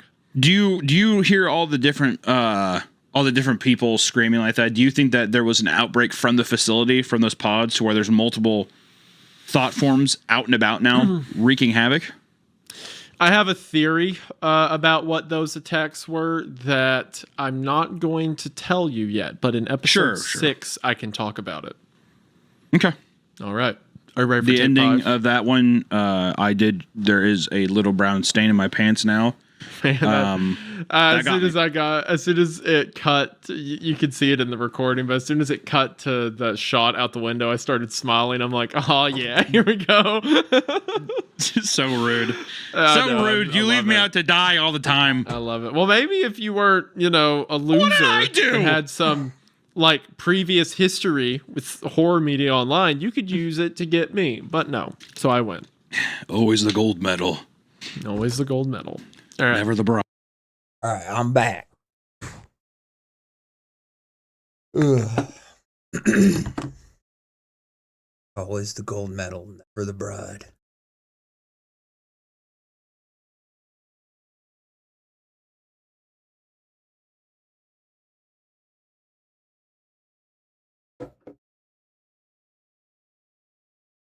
Thomas's hands were still cut and scabbed from the barbed wire, which we struggled with before. The flies would land on his hands and begin to bite at the scabs and cavorted around him endlessly. The rats would gnaw at our boots in the darkness of night, but they dared not approach us too closely during the day, except for one. Its fur darker than the others.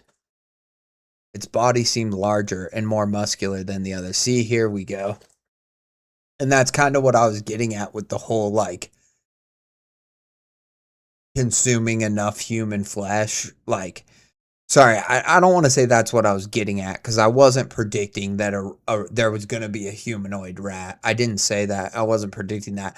But I was almost seeing, like, the way that it described the rats earlier as like another enemy that they could hear, feasting and fighting with each other.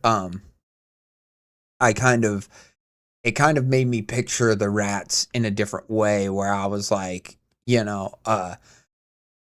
the fact that all they're doing is consuming the flesh of soldiers, it's almost like they themselves too are part of the dead army or the dead soldiers. Like, they themselves too are just, because they're completely fueled by it and they're just gorging themselves on it. Like, you could almost see them as an extension of the dead humans, the dead soldiers, the dead, just the dead around you. Very cool. I'm loving it's very subtle, right? The comparisons and like the imagery that it's drawn. It's, it's not being like, at least not yet. I mean, now it's starting to talk about this larger, more muscular rat, but it's been subtle thus far. And I really like that I'm still able to kind of have all these revelations or these images of what the rats could mean, like thematically, as well as just like what they could be like mutated into throughout this story. It's very fun. I have not enjoyed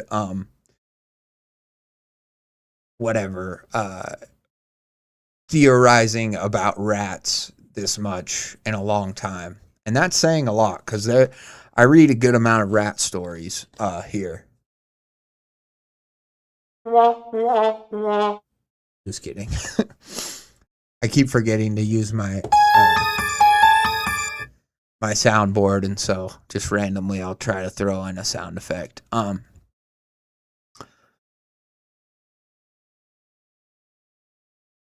Its body seemed larger and more muscular than others. Its coat was healthy and unmatted, unlike the other rats which surrounded us. It had a strange fondness for Thomas. It was the second day that the rat approached him and stood on the frayed end of the destroyed field gun barrel and looked at Thomas while quietly chattering and rubbing his small hands together as if he was washing them clean. Interesting. Is the rat going to be their friend? Or Thomas's friend, maybe? That is, maybe Thomas is going to die and the rat's going to be a stand-in for him. That would be kind of interesting. I don't know how it would work from a horror perspective, but I feel like the fact that he's washing his hands is like he's preparing to feast, you know, because he knows Thomas is dying.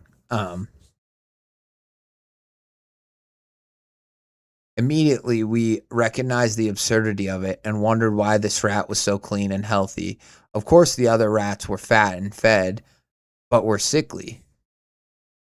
We sat there watching and listening to the rats jabbering before it leapt off the scrap metal it stood on and scurried back out of the crater. Every day it would return and stay longer with each visit. On the night of the third day, I had managed to fall asleep until the flares began shooting into the sky again. Amidst that flickering and falling light, I saw Thomas on the other side of this crater, hunched over. I rose quietly to get a better look at him as I could hear his faint breathing and whispers and the squeaking of the rat. Another flare was sent skyward, and now Thomas faced me. In his palm, the rat stood upright. He looked, are we getting a Ratatouille situation in the middle of the war? Oh my God. The rat's like, I made you guys pasta. No. It's interesting though, because now I'm wondering with the madness of some of the soldiers earlier, I'm wondering if that is entering Thomas, and maybe he is I don't know, maybe like Danny kind of said earlier, where the rats are like, the rats could be a person. It's like maybe that's the disease the other guy had, and maybe because Thomas has it now, he's like thinking that he can communicate with the rat or something. Because I mean, rats do stand upright, right? Like sometimes, like naturally, like not all the time, but they can, right? I think. He looked down at the creature and began to ramble incoherently at the rat. Then looking back at me, he whispered, he has told me to eat. Oh God, no. Everything went black once again, and I could hear a loud squelch and the rasp of hungry feasting. So did he eat the healthy rat? Which is creepy if the rat's like, come eat me, you know? And it's like the one like healthy looking rat, and then they eat it, and then they transform, or they're like, oh God. And I could hear the loud squelch and rasp of hungry feasting. I slowly retreated further away from where Thomas sat, grabbing my rifle. The next flare illuminated Thomas, now covered in blood of the vermin in his grass. With each flare, there was less and less of the rat, until soon the flare stopped in the darkness, and I listened to Thomas toss the bones into the puddle until morning. Plop, plop, plop. Oh, God. That's creepy. Great horror, though. Effective. To see Thomas like a rat himself, hunched over in the dark, like mowing down this fucking rat, and then to just see the flare lights illuminate him. Oh God. So very effective, very, very good horror, but so creepy at the same time. So creepy. Shout out to Peroni 0.0.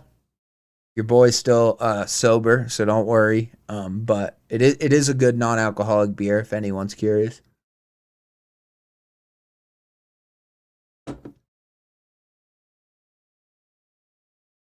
I was startled to find as the sun rose that Thomas was now clean of all blood, save his own from his hand wounds. Interesting. So Thomas is clean, and part of me wondered this back when he got bit, is Thomas could be the one going insane, or what if it's our narrator going insane? Because of some disease or whatever that got the rat. Even if Thomas cut his hands and shit on the barbed wire, it's like I'm almost wondering if the story's going to do this bait and switch where we think Thomas is the one, is the nurse rats. I don't know what you mean by that. Where Thomas is the one, the story makes us think that Thomas is the one like going insane, but then actually it's our narrator, you know? It's interesting. From his hand wounds, he slept peacefully as if we were under a wool blanket, and he did not shiver as we would in the morning cold. As I shivered now, finally he awoke with a well-rested stretch and yawning, looking less pale and gaunt than before. He turned to me asking, "What's with that face, mate?" As if there were nothing in the world to worry about. Was I dreaming last night? Or simply going mad? Out here in this fucking hole, I asked, fighting the tears which welled in my eyes. Thomas did not answer. Only stared at the puddle. "I think we're all going mad in these holes," Thomas finally replied. The tears now fell freely from my eyes as the flares did the night before. "I can't take it anymore. I can't take it anymore. I just want to live, to return home and see my mother once more, to visit my father's grave. I'm losing my bloody mind." I sobbed in self-pity. Thomas only stared into the puddle's murky abyss. We sat in silence, the sun now peeking brighter through the smoky sky. I tried my best to remember details from the nightmare, to decipher Thomas's mumblings and murmurs. I remembered the way the rat stood in his palm, how he lent it his ear, the way it squeaked and lightly gripped his earlobe as it chittered. As the day dragged on, I could remember more and more. The hunger, exhaustion, the stress made it all more difficult.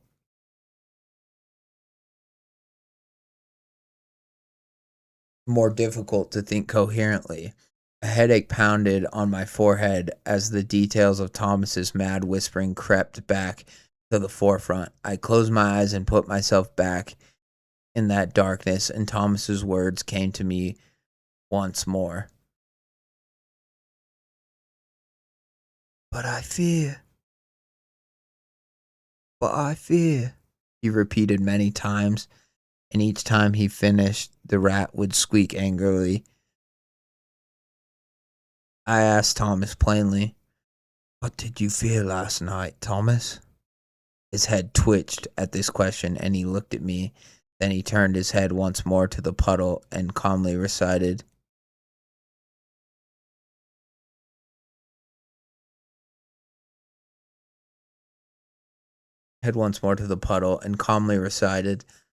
"But I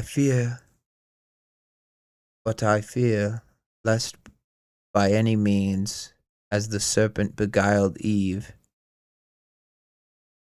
in his subtlety,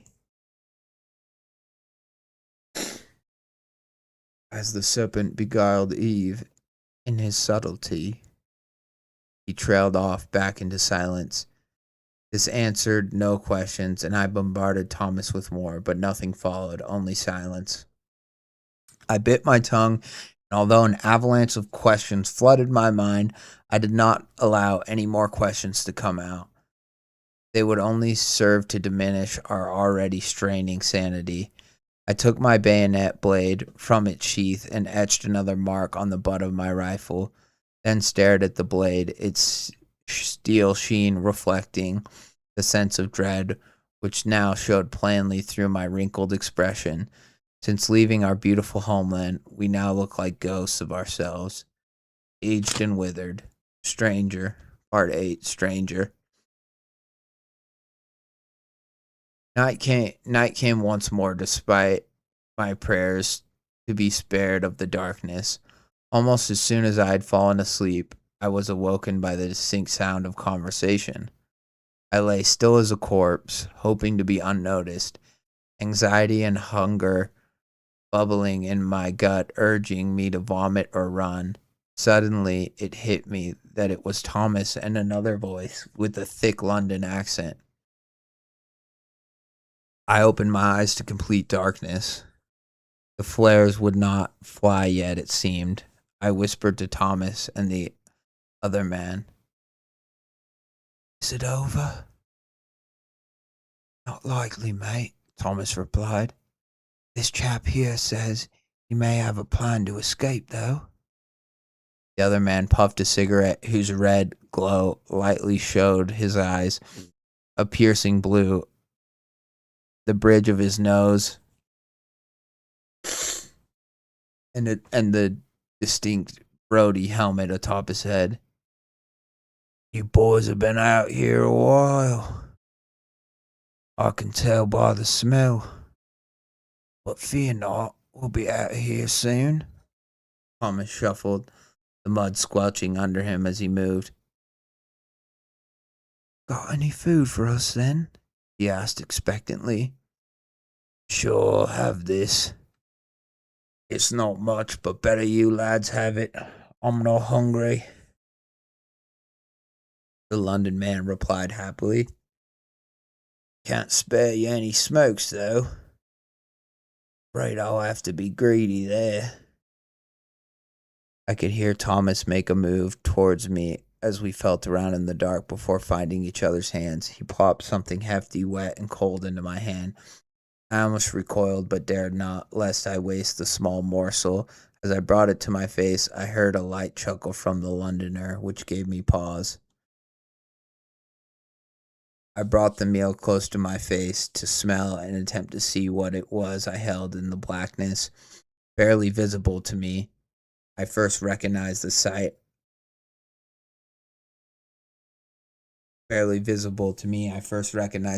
Of my fingertips. Next, realizing what I held to be a cloth sack covered in blood. Apprehensively, I ventured a hand into the bag and felt what I knew yet dreaded. Stifling a gasp, I quickly pulled my hand from the bag and closed it. Suddenly, the sky was alight once more, and the flares began to fall.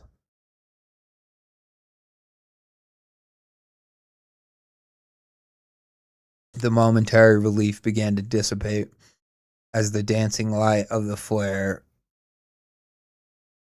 we saw was no one sharing our crater. Oh, okay. The dancing light of the flare we saw, there was no one sharing our crater, and the madness began again. I looked down to the bag, which was dripping cold blood into the mud. A hole in the bag was occupied by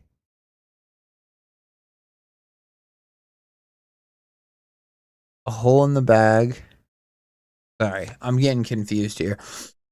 A hole in the bag was occupied by the grisly sight of a fingertip. My mind had not deceived me in the darkness.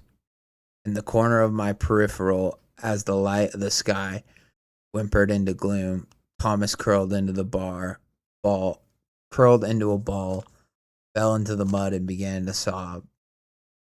I closed my eyes and whispered prayers throughout the night. So did Thomas cut off his own hand or fingers to try to feed to him? I'm a little confused by that part. It was sick. The imagery was good. The bag dripping. I liked the sort of stranger showing up in their own hallucinations, or at least in our narrators.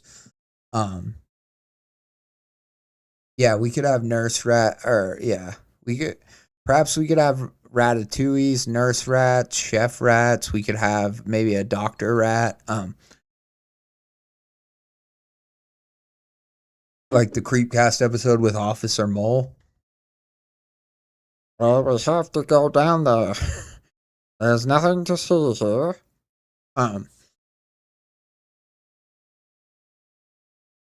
Whispered prayers throughout the night. So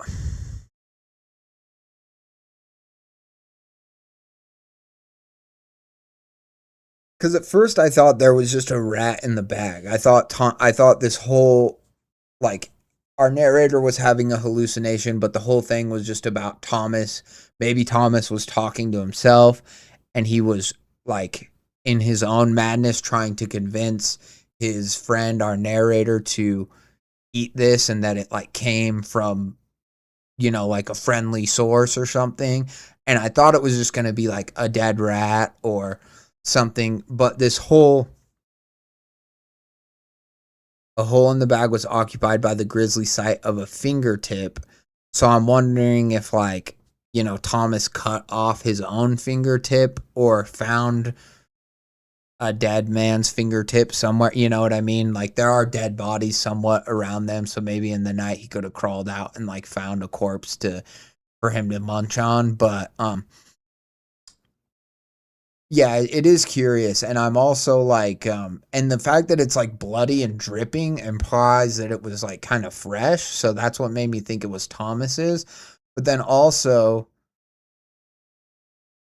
I'm like, and maybe Thomas didn't eat the rat. Maybe that's what that implied of, I don't know, the rat looking like muscular and juicy. Maybe it was like Thomas's own hand. Like maybe that was in both of their minds. They were like hallucinating that it is just a rat, and that's like their way of like coping with it. I don't know. I'm a little lost on what exactly is happening, and I think that's partially the story kind of wants that, but then also like,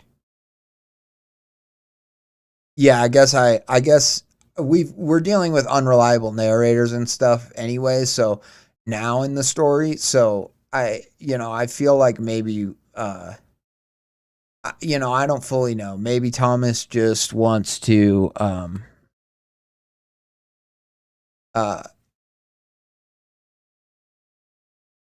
maybe Thomas just doesn't want to eat, or no, sorry, maybe Thomas just wants to try to get him to eat something, and so it could have been Thomas ate the rat, but then like later seeing that that the narrator was so disgusted and all that stuff, he tried to just feed him his hand. I don't know. Anyways, part 9 request. The morning sun was hardly visible through the morning fog which descended upon the battlefield. Thomas tossed and turned. He groveled in the mud and looked more pale and sickly than the day before. His nails seemed slightly overgrown, and the cuts on his hands were gone, as though they had never been there before. When I asked him what was wrong, he complained of an unending pain in his gut. Okay, so now I'm thinking that it was fingertips in the bag, but maybe Thomas is transforming. See, so now there's so many theories in the story. So much stuff is coming out. I just need to read on, which I'm going to push through. It's like every new paragraph changes my perception, my mind. When I asked him what was wrong, he complained of an unending pain in his gut. I did not mention or bring up the rat he had eaten. I still questioned whether that were a dream. Thomas stifled his grunts and moans and complained of headache throbbing in the back of his skull. He described how each sound was intensified and overwhelmingly disruptive. At times he pounded his fist against the mud, and his skull. He pounded his fist against the mud, and his skull, or began to heave and gag, trying to expel the foul things he had eaten. As I tried to comfort his unease, his demeanor would switch rapidly between thankfulness and irritability. His left leg trembled terribly and writhed the whole day until night fell on us. On that pitch-black night, Thomas died. Aww. As soon as the last light of day fled into the west and the darkness crept upon the land, Thomas began to howl in pain and despair. His anguish was so loud that I feared grenades and mortars would be sent to silence him.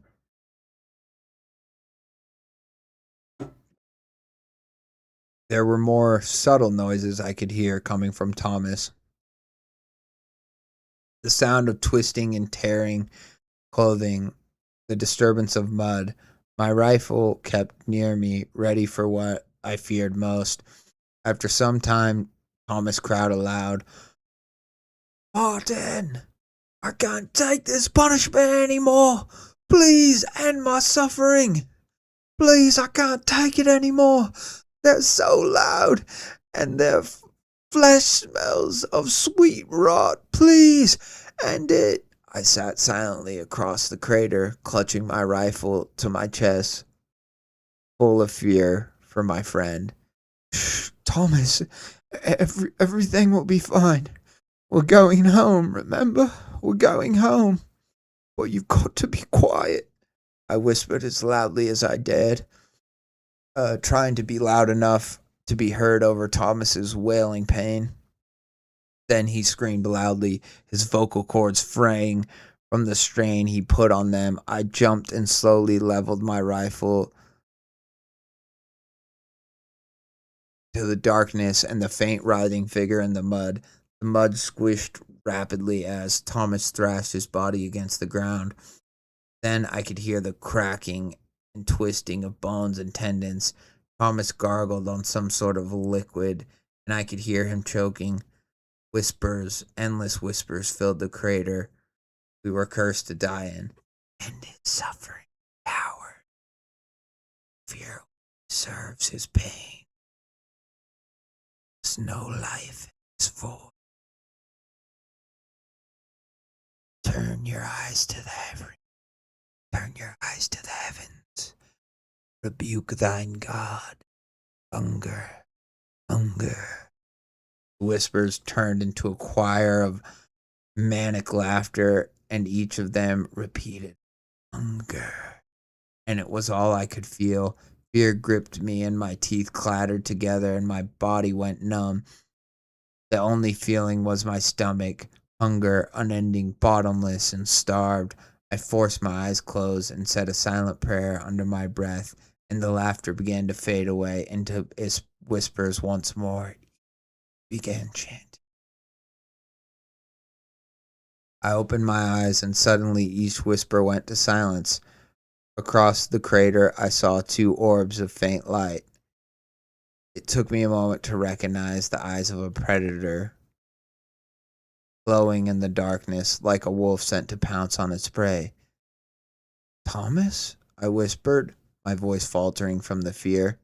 There was no answer, only ragged breathing and the sound of a churning and roiling stomach. Part 10, Mercy. I think this is the last part. So, the morning dew covered Thomas's coat, my eyes hovering over him as the light crept over the crest of our crater. His back was turned toward me, and he was motionless again, though I knew I could not trust his stillness. If he were dead now, it seemed inconsequential. It's only a matter of time before we're both dead. Some time passed, and finally he rose. He did not shift and shuffle out of rest, instead abruptly standing up. Something we would not do, as our heads would still slightly show and it could attract gunfire. But he stood up straight and looked around the perimeter of the crater, ignoring me as he scanned. His skin was pallid once more, and the hair on the back of his neck grew thick and dark, unlike it once did. As his eyes darted around, his body movements were now stiff and jerking. I did not even think to ask him what he was doing. I felt like I was dreaming. Consciousness barely lingered at the forefront, a blinding headache pounding in the back of my skull.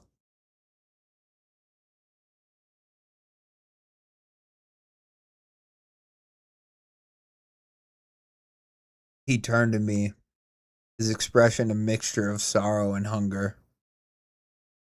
He began to slowly crouch down while remaining fixed on my eyes. It was then that I noticed the puffs of mist escaping my mouth. In the cold morning air, and how there was none coming from Thomas's lips. His fingernails now bloodied and cracked, the skin around them peeling, the hair on his knuckle and hands were thicker and darker than before. His eyes were bloodshot and dull. His teeth seemed more pronounced and jagged than before, and his gums bled. I could not tell if this was the isolation and hunger has done to us, if this was what the isolation and hunger has done to us, or if now Thomas suffered some illness. Yeah, he's turning into a fucking rat. That's the illness. He slowly lowered down until he seemed to lose his strength and plopped into the mud with a splash.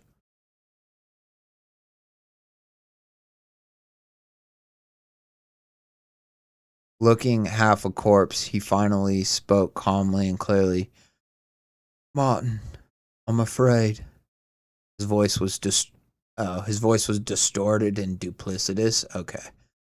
His fingers twitched around the handle of his Webley revolver, which sat loosely in its holster. Afraid of what, Thomas? My voice quivered at the state of my only friend, and my mind questioning if the last days of my life were real or a fiction in my wavering sanity. Thomas sat on his knees still, his eyes unblinking and frozen on me.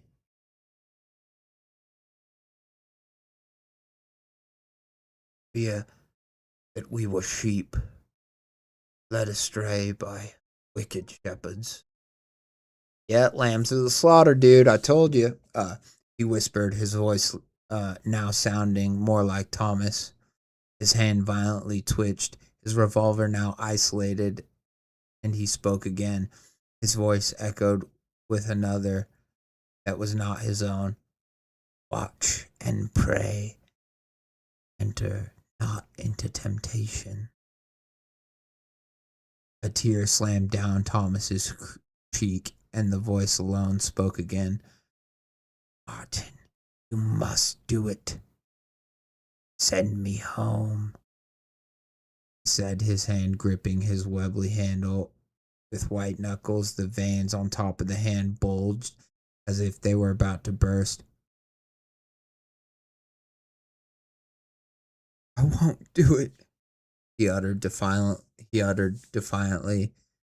Then his voice warped into a guttural, unnatural sound impossible for Thomas to make. I beseech you, therefore, brethren, by the mercies of God, that ye present your bodies a living sacrifice. Grasped. From his ears, a black sludge leaked out. Blood trickled from his nostrils, his whole body trembling. Tears streamed down my cheeks as the sun loomed upon the horizon behind Thomas. Thomas, I can't send you home. I can't go home without you.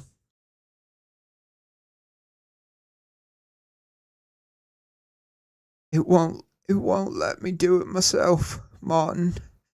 It must be you, please. Thomas now pleaded with me, his voice faltering between his own and the infernal croak. Know ye not that ye are a temple of God, and that the Spirit of God dwelleth in you? My own Wembley now found itself out of the holster and into my palm. Thomas was gone. No matter how many times his voice pleaded with me, I knew that he was now amongst the corpses. Fear gripped me tightly by the throat. I had taken men's lives before in the call to service to my country, but to kill my friend was unthinkable, even if it were a mercy. The prospect of being left alone in this world was more terrifying than anything I'd faced until this point. More terrifying than the thing which knelt before me. Thomas slowly lifted his Webley from his side, and I lifted mine to his chest, whispering, "Don't." Thomas threw his weapon from the crater. The revolver made a loud clang as it bounced off of scrap metal. I closed my eyes, my wrists afflicted with tremors. I heard Thomas whisper from the other side of the crater, Don't eat the rat." Sorry, that needs to be more British. More British. Don't eat the rat. Followed by an explosive crack of my revolver and the squelch of splashing mud. My eyes opened to see Thomas laying face down in the mud. On the rim of the crater, a rat stood on its hind legs, squeaking as its whiskers twitched.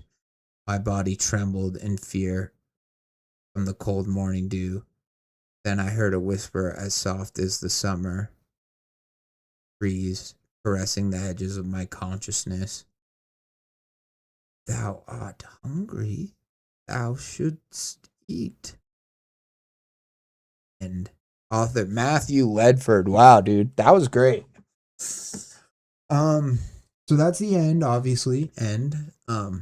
That's what end means. In case anyone's wondering. I really have no notes. I mean, I think I got a little confused by the bag part and the finger thing. I wasn't sure if the bag was just empty, you know, maybe that's what it was. I don't know. But I think overall I really liked it. I liked that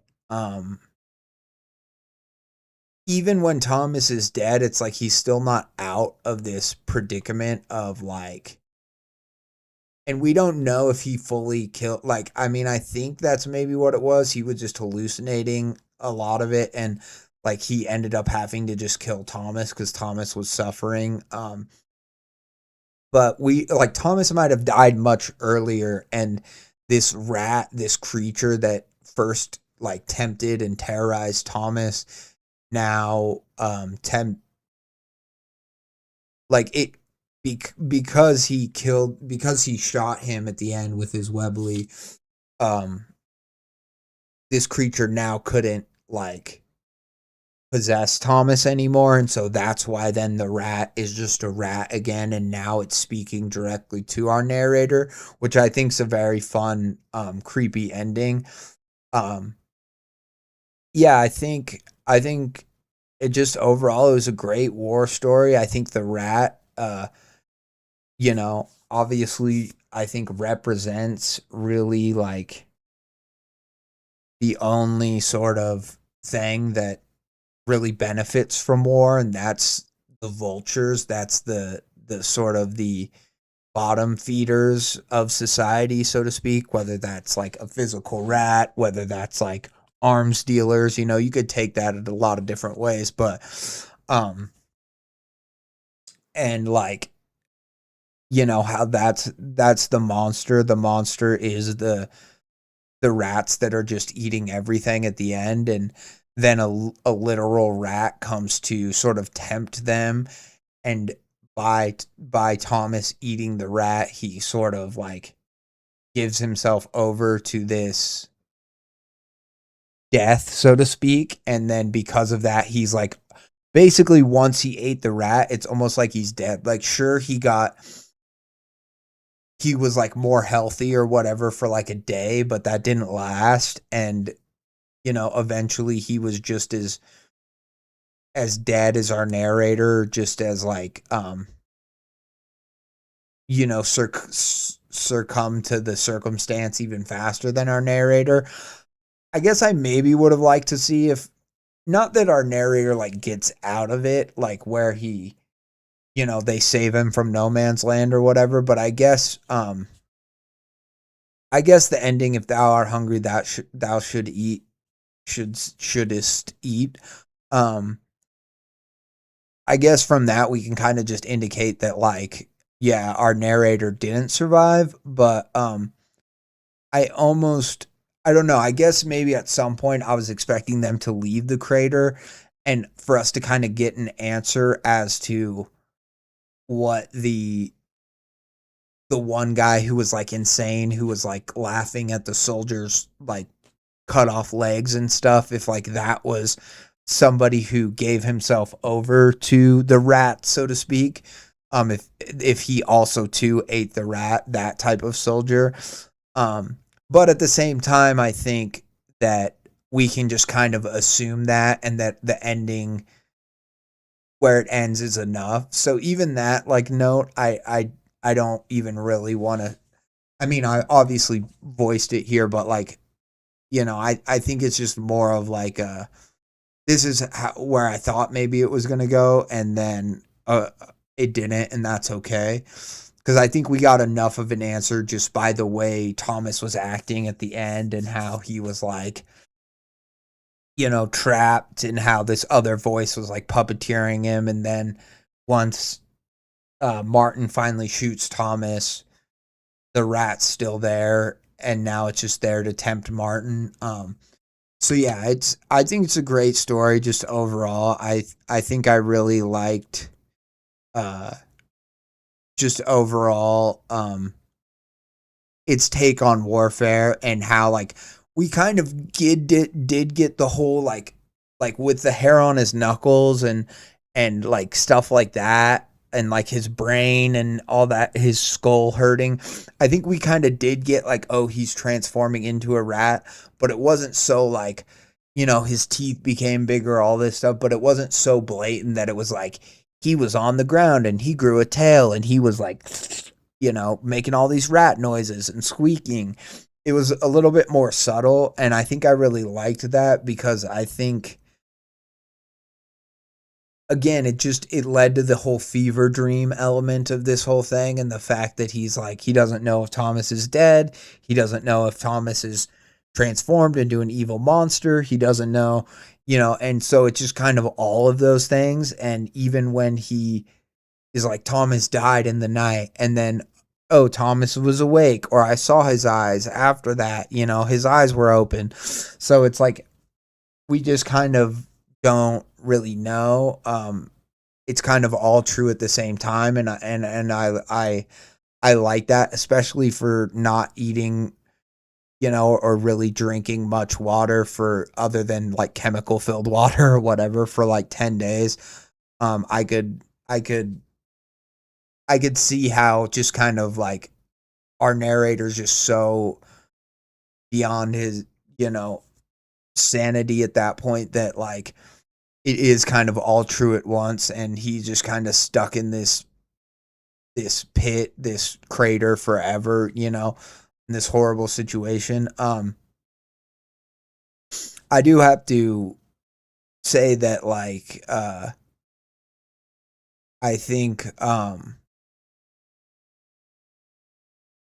just overall it was very well written, and I really wouldn't change anything. Like I said, I like that it's pretty approachable writing, and then like when it gets to the dialogue, it makes it sound a little bit more like foreign and old timey. Yeah, I think that really the only issue that I even had was that I was a little bit confused about the bag and the finger thing. I like that even like a soldier appears for a second in the hole with them, and then he's just gone. I feel like it's a good like mirage moment. And yeah, I just great job, dude. Like I really don't have anything else to say. I think some people might have been like, well, I wanted this to happen or that to happen, but I really think like it was all super well done, and it didn't like overstay its welcome, in terms of like we saw him kind of becoming a rat, but then other stuff was happening too. It wasn't just that. And then it was like, well, but he's dead, but then he's not dead. And so I think that enough other stuff kind of happened too, that if you had the strictly transformation thing, I think it could have went on a little long, and the transformation maybe should have happened like sooner after he ate the rat. But because it was more like ethereal and like a fever dream, and you know, battle for survival and a battle to like not have to be alone in this pit and not to kill his friend, but then he needs to put his friend out of the misery. I think it was just kind of like the perfect length. And because of the subtlety and stuff with it, and not the straight up like, oh, the rats are the monster in the no man's land, and there's one rat that's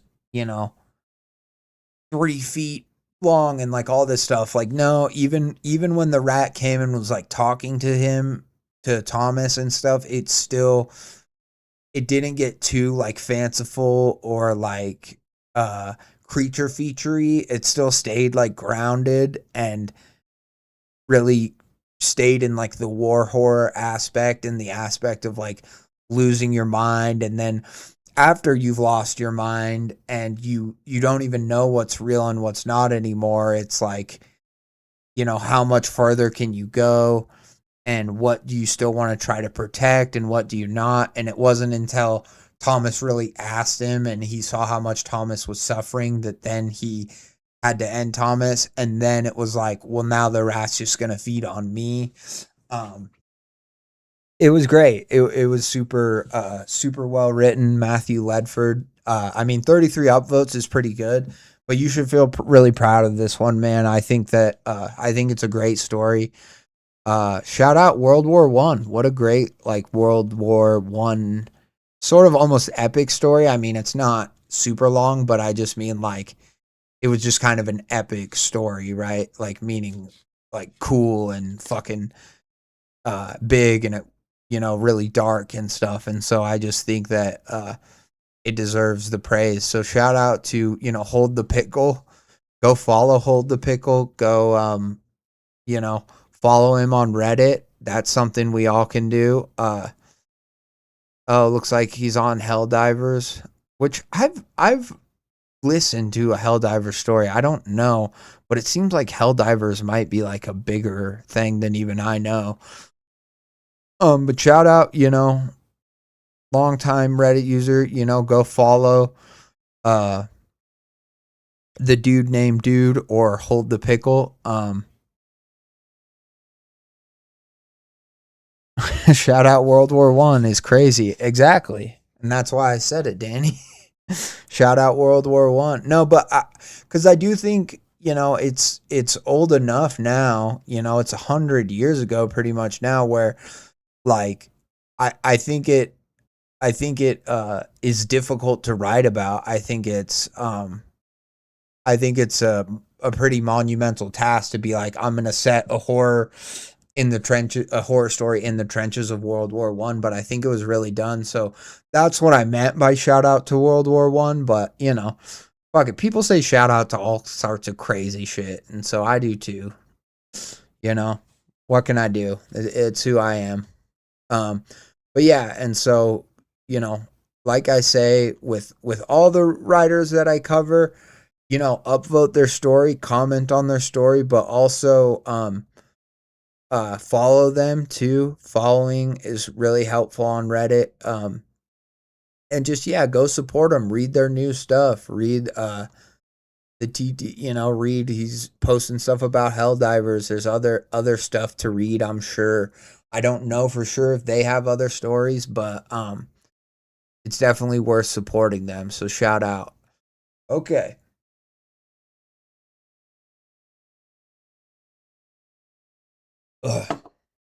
Now, we're gonna get to. I want to do this story first because this person messaged me back. I don't know if they're watching, but I don't know if I'm gonna get to all 3 or 4 of the stories that I want to get to today. I think I just slowed that story down a little bit, obviously, with my commentary, and so. But that's almost always how I feel on these streams, is that I think I'm going to be able to cover more, and then I'm not able to. So let's get into Fear of the Fantastic at least. Again, it's fairly short. I mean, that's it. So let's just jump right into it. This is from FoggyGlassEye. Content warning: suicide. Or sewer slide, let's say. Unaliving. I peered The Fear Fantastic is the name. Sorry. I peered over the edge of the parapet. 8 stories down. Looked like quite a drop. I wondered how fatal it would be. The internet said you had a 50-50 shot of dying if you fell 4 stories, so the odds seemed good.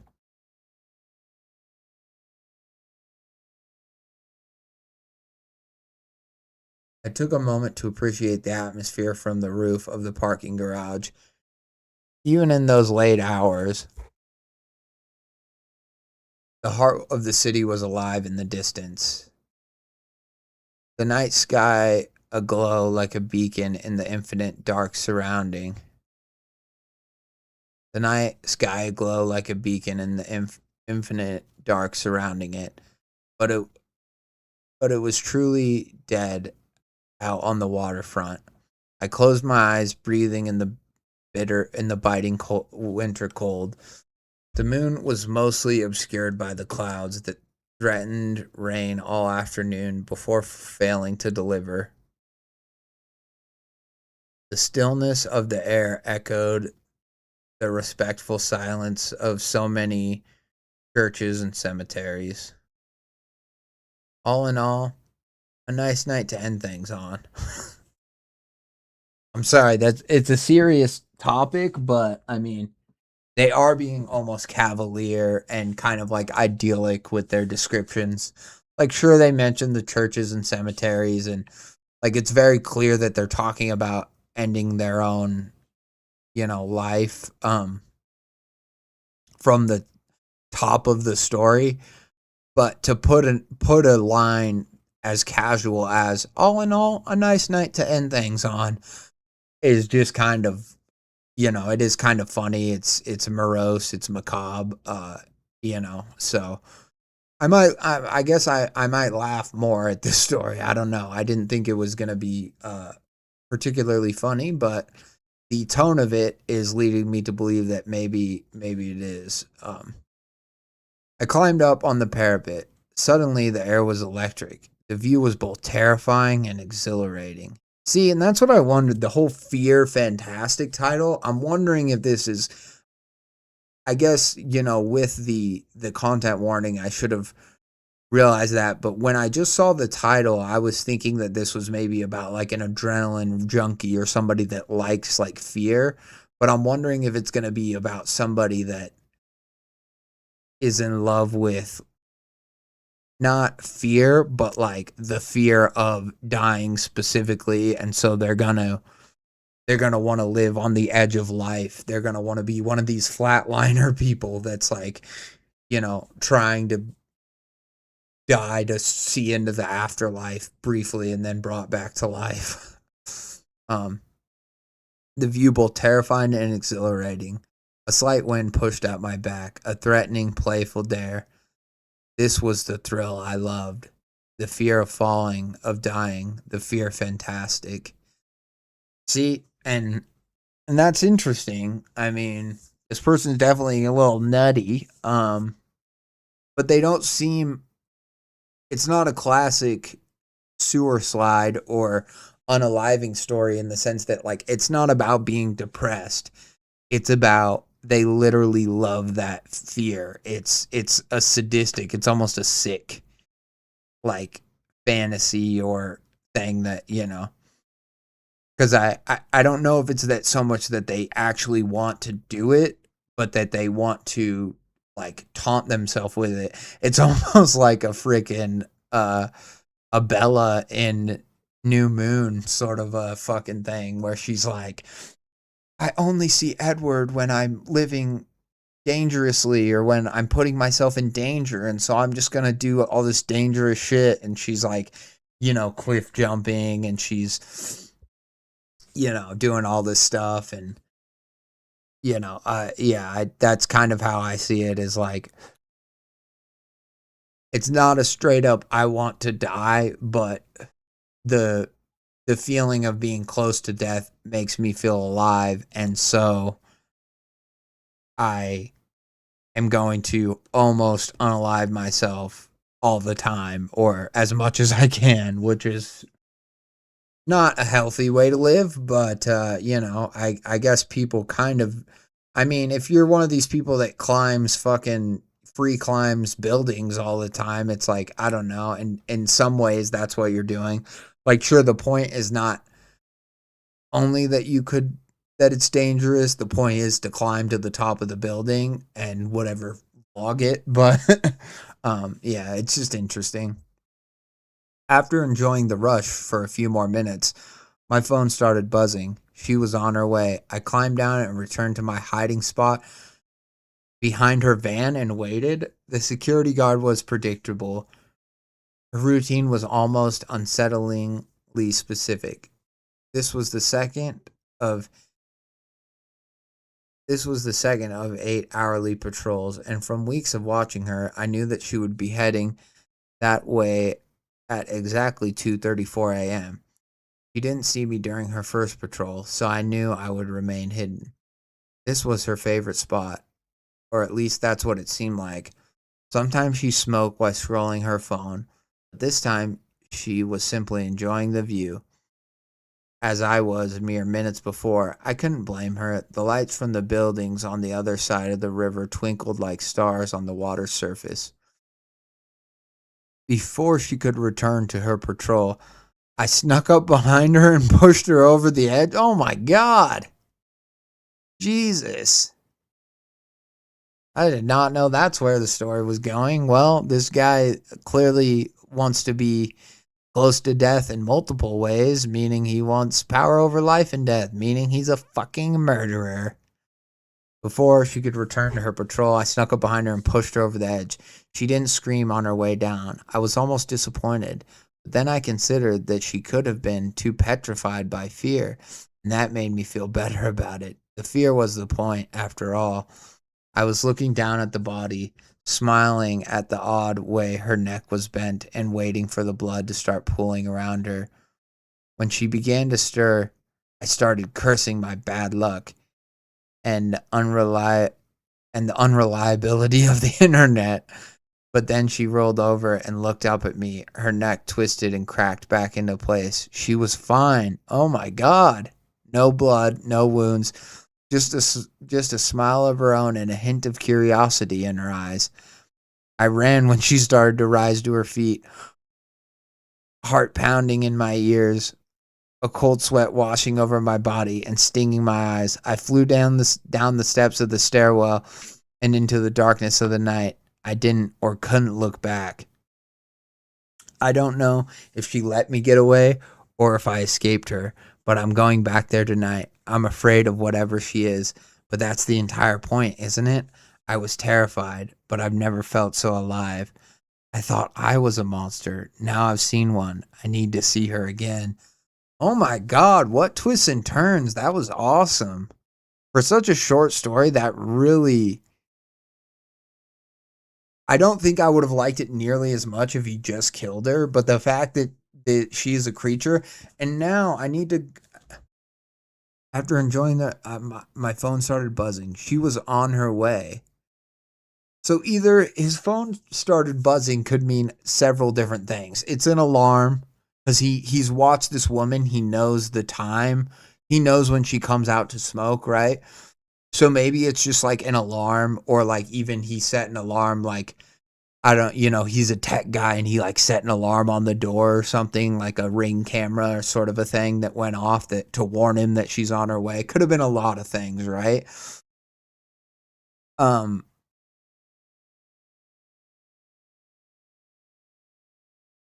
now returning my... Yeah, and otherwise, why hide?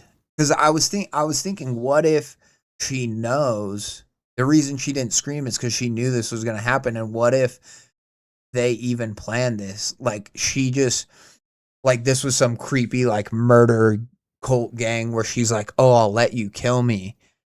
And the guy's like, rock on. And so, like, he was texting her is maybe what I was thinking. But I don't fully think that it's that. I think more likely he just planned this out a lot because he's so, he's lived on the edge, literally. Like, he's stood on top of buildings.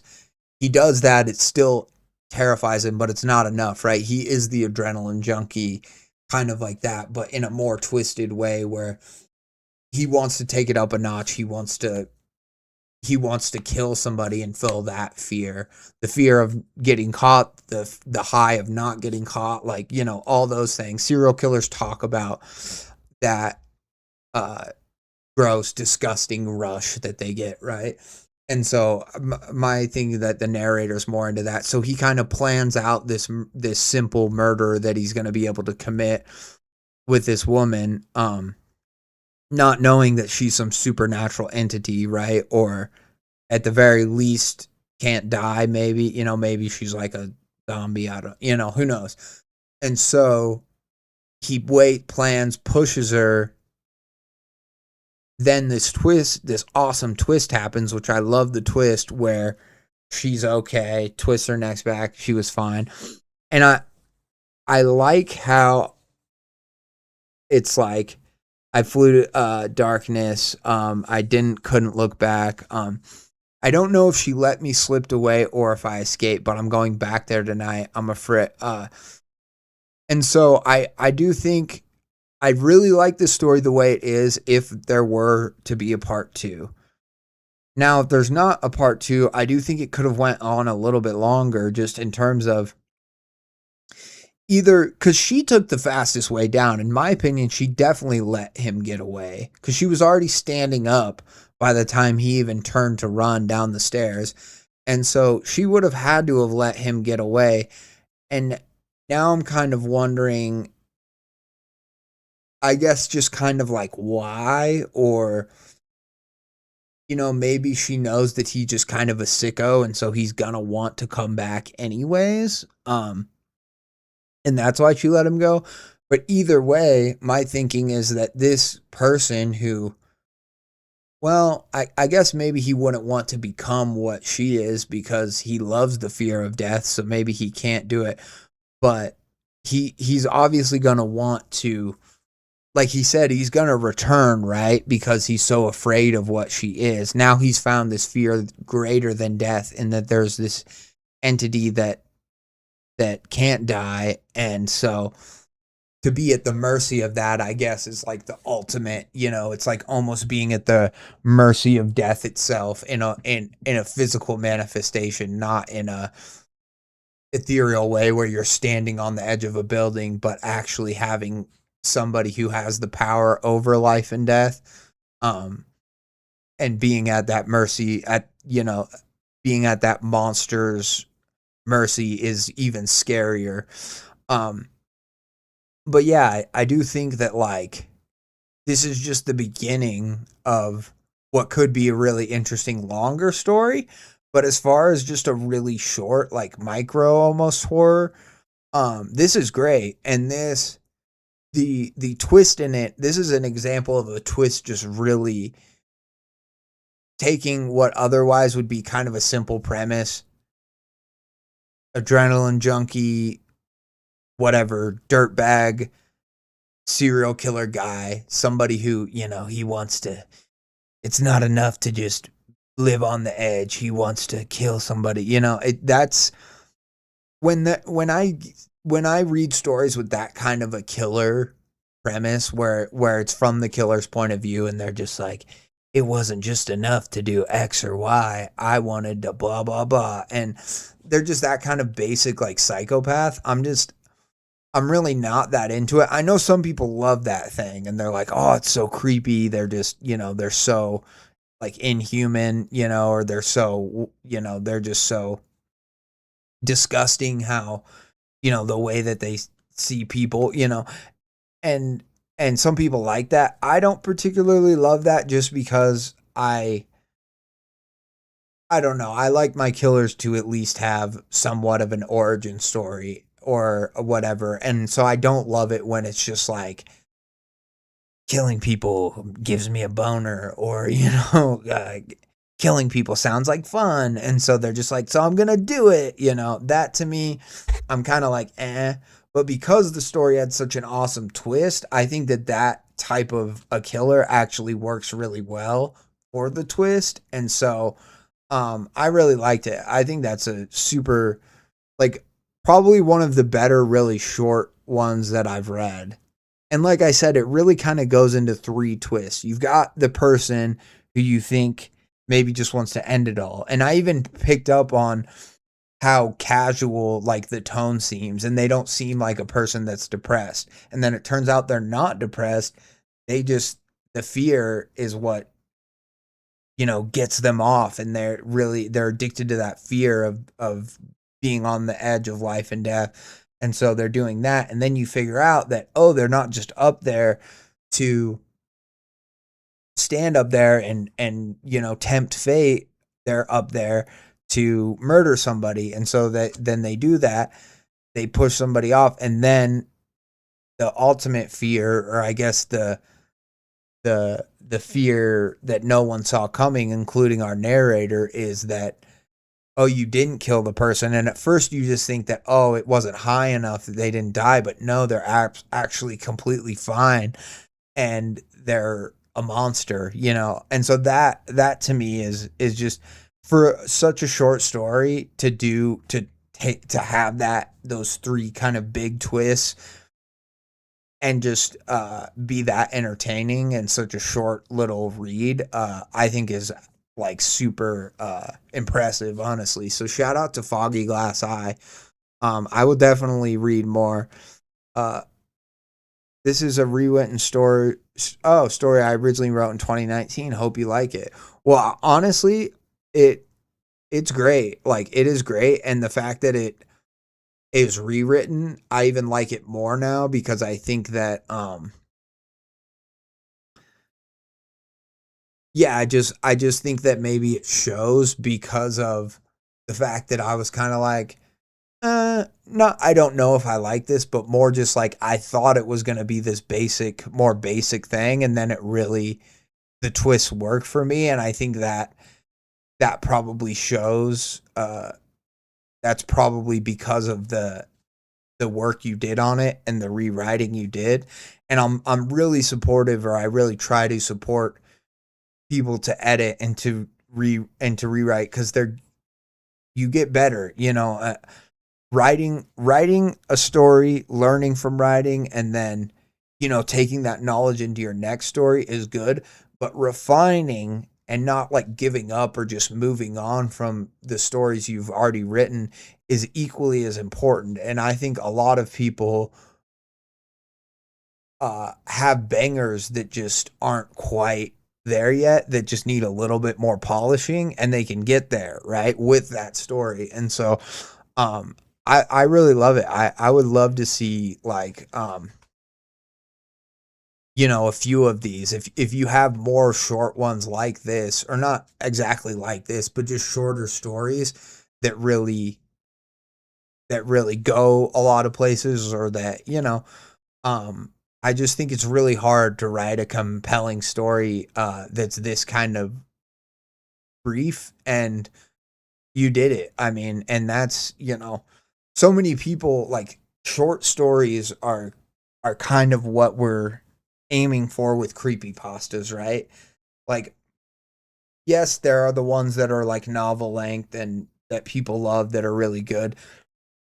But overall, the kind of point is that just something quick that you can read or listen to, and it's captivating, it's fun. And that's really, in my opinion, that's actually really hard to do. And that's why you come on to the subreddit or whatever, and you just see so many stories that are like, dun, dun, dun, and they have a slow start, and they're like part 1, or, part 2, or there are so many stories that really are just people working out writing their first novel, which is fine, which is totally okay, and it's fine for them to post it.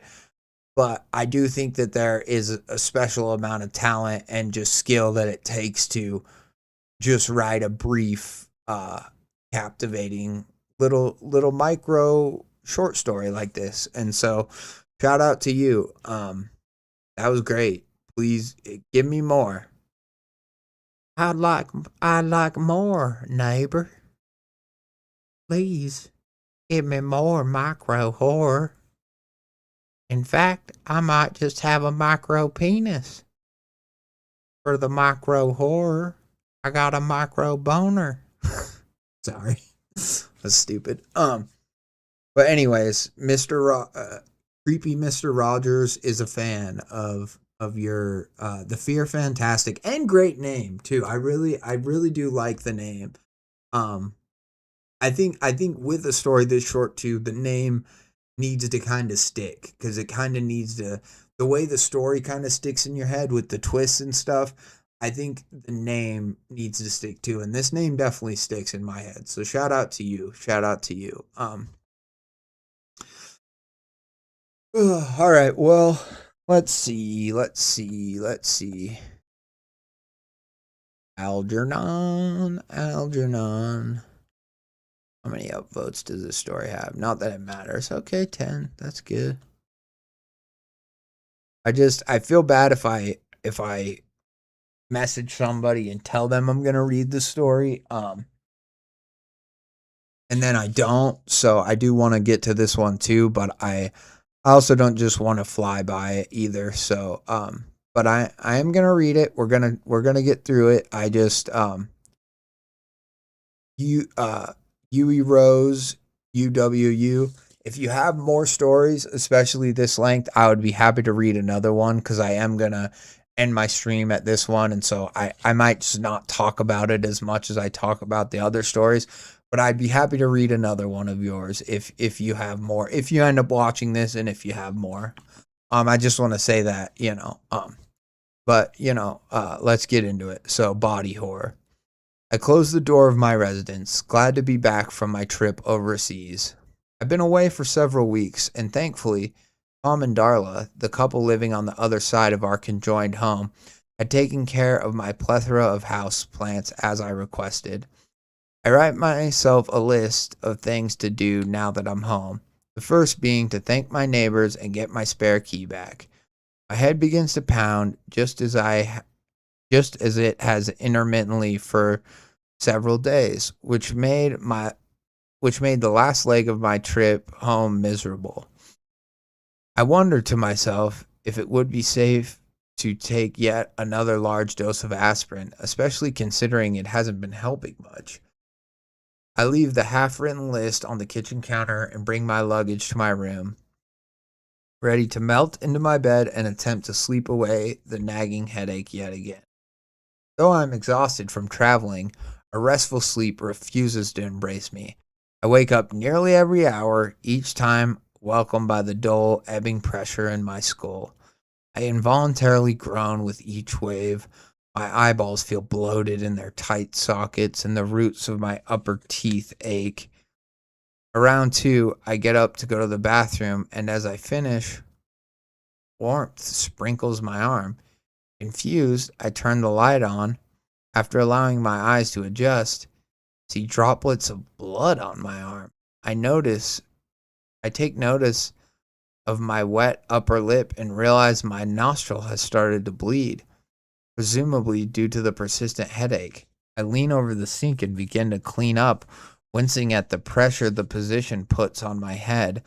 The water becomes a deep red as it flows down the drain.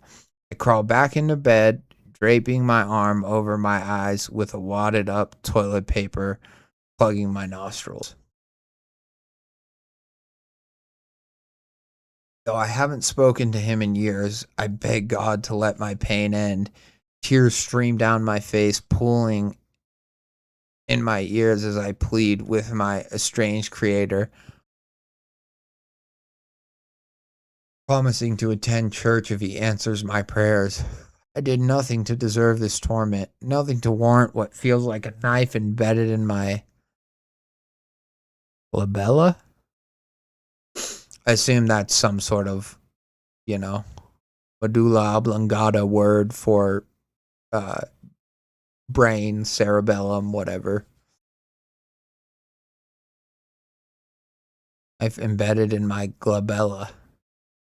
I must have fallen asleep while I prayed, because I awoke to rays of sunlight streaming through my windows. The heavenly light threatens to revive my headache. I curse under my breath as my face becomes bathed in light before I close the curtains. I am graced with only a few hours of relief before the throbbing creeps its way back to my head. By midday, I had already thrown up 4 times and retired back to bed, my brain feeling as if it were yearning to escape from my skull. I writhe at each pulsation against my ostial walls and attempt to sleep, hoping to find some semblance of rest. Behind my eyes, faint patterns dance, morphing into each other with each painful throb. The lazy breathing of the shapes is mesmerizing, helping me forget about my agony as my consciousness fades into a murky haze.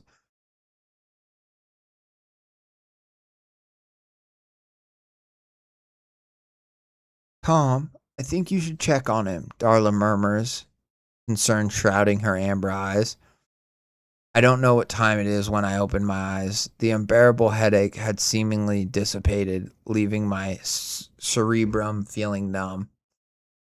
My voice is hoarse as if I'd spent hours yelling. I go to the kitchen to finally eat something. I can't seem to blink away the sleep from my eyes, and I stumble several times, my body feeling intoxicated. Through my haze, I'm pleasantly surprised to see my favorite fruit on the counter, a mango. I assume my neighbor had left it to welcome me home, though I had not seen it until now. That was nice of them, I say to myself as I retrieve a knife from the drawer.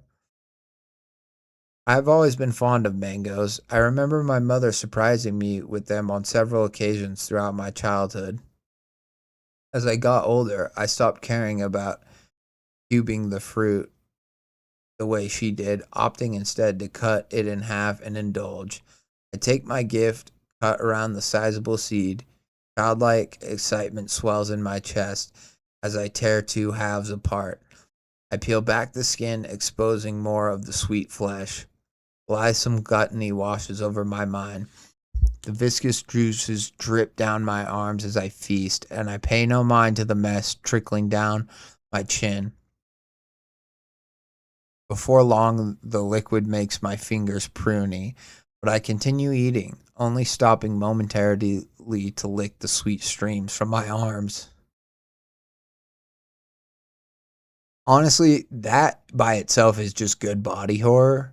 The headache part sucks, and that part seems harsh. But even the just eating this mango and then licking the stream down, I just could see for somebody that doesn't that like has phobias of like hearing people eat or watching them eat. I could see this part being very unsettling. To me, I just it kind of makes me chuckle, but because it doesn't bother me the same way it would bother somebody else, but I could see the appeal, you know what I mean?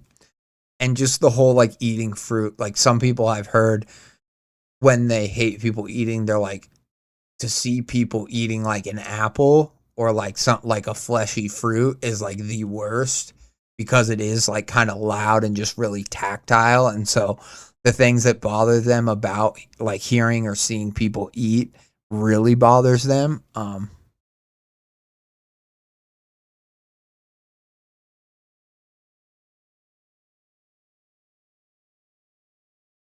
I suck the fruit away from its skin, my head pleasantly buzzing while I do so. I move on to the second half of my small meal, clawing my fingers under the seed to free it.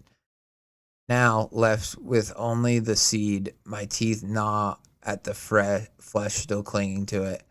I ignore the hairs getting caught between my teeth, instead focusing on consuming every morsel of pulp. I finish my feast and begin cleaning myself, digging the hairs from the seed out of my gums and licking the remaining sweetness from my fingers. My trance-like state starts to melt away, and I try once more to get the sleep out of my eyes. I squeeze my eyes shut again, see the swirling designs in darkness. My vision finally clears, and I am greeted with the taste of metal. Oh, God. She ate a mango that was like a person's heart or something.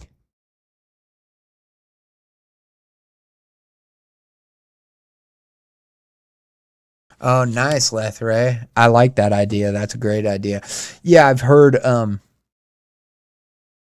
I've heard people talk about the people that have like issues with people eating or phobias, or even like with some people it's just as simple as like chew with your mouth closed, but then with other people they're like, no, I really, watching anyone like eat or even drink, like really slurp something down, just really bugs them. And so yeah, I could see I could see how that sound effect could be really useful too.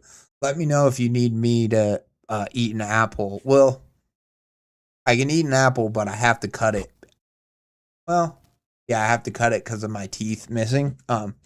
It helps. I can't really bite into an apple very good anymore. But that's just the struggles of only having baby teeth right here and then losing them in your 20s. But even before, I couldn't eat apples off the core because uh it would it could fucking knock out the baby teeth that were still there. So hell yeah. Doesn't help that there's like those chewy sound effects as well. Yeah, yeah, definitely not. Definitely not. But now they taste blood, and so I'm like, what did they eat that was on their counter? Uh, I'm greeted with the taste of metal. The phantasm leaves my mind, and I realize I'm not in my kitchen, but rather still in the bedroom, sitting on the floor. Okay, the whole not knowing you're not in your kitchen is crazy. I mean, I get it. Like, clearly they had honestly like a medical emergency. It sounds like they have like a tumor in their brain, and then all of a sudden, uh, but rather still in the bedroom, sitting on the floor. Strands of hair with bits of scalp clinging to them are embedded between my teeth. Flesh and congealing blood are entrapped under my fingernails. My eyes adjust to the dark room, and I look beside me to see my mutilated neighbors. Oh, oh dear God, I choke out after seeing the atrocity surrounding me. I was unaware that I actually had been screaming and alerted the couple next door. Tom came to check on me, seeing that he still had my spare key. The sounds of knuckles against my bedroom door had sent my mind into a panic delirium. My body acted without my order, for I was banished from the helm. I flew across the room like a rabid animal, rammed my sweet neighbor into a bookshelf. I do not know if the collision spared him from feeling what I did to him next. I am so sorry, Tom.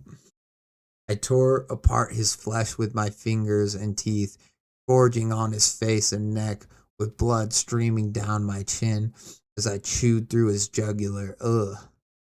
Darla heard the commotion from next door and came to see what had happened.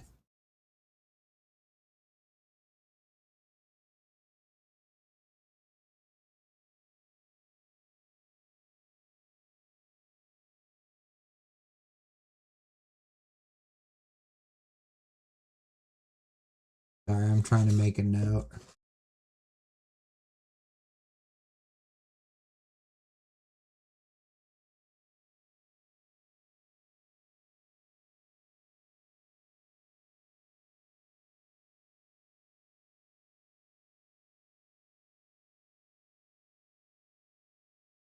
Okay.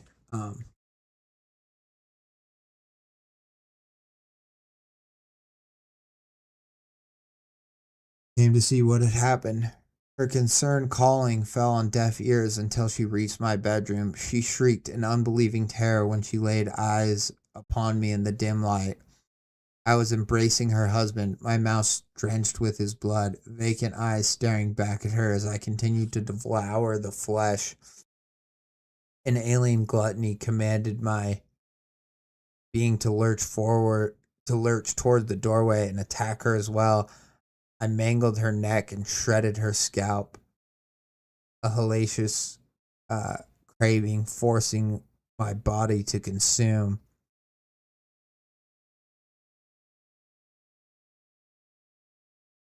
I hope she did not suffer for long. They were so kind to me, so sweet. God forgive me, for I know not what I have done, I whisper, my throat beginning to burn. I did not wish for this thing to enter my body. Should have stayed home. I expel my wretched stomach contents as the pressure surges in my head once again. Without my permission, my hands reach for the body with the tattered scalp.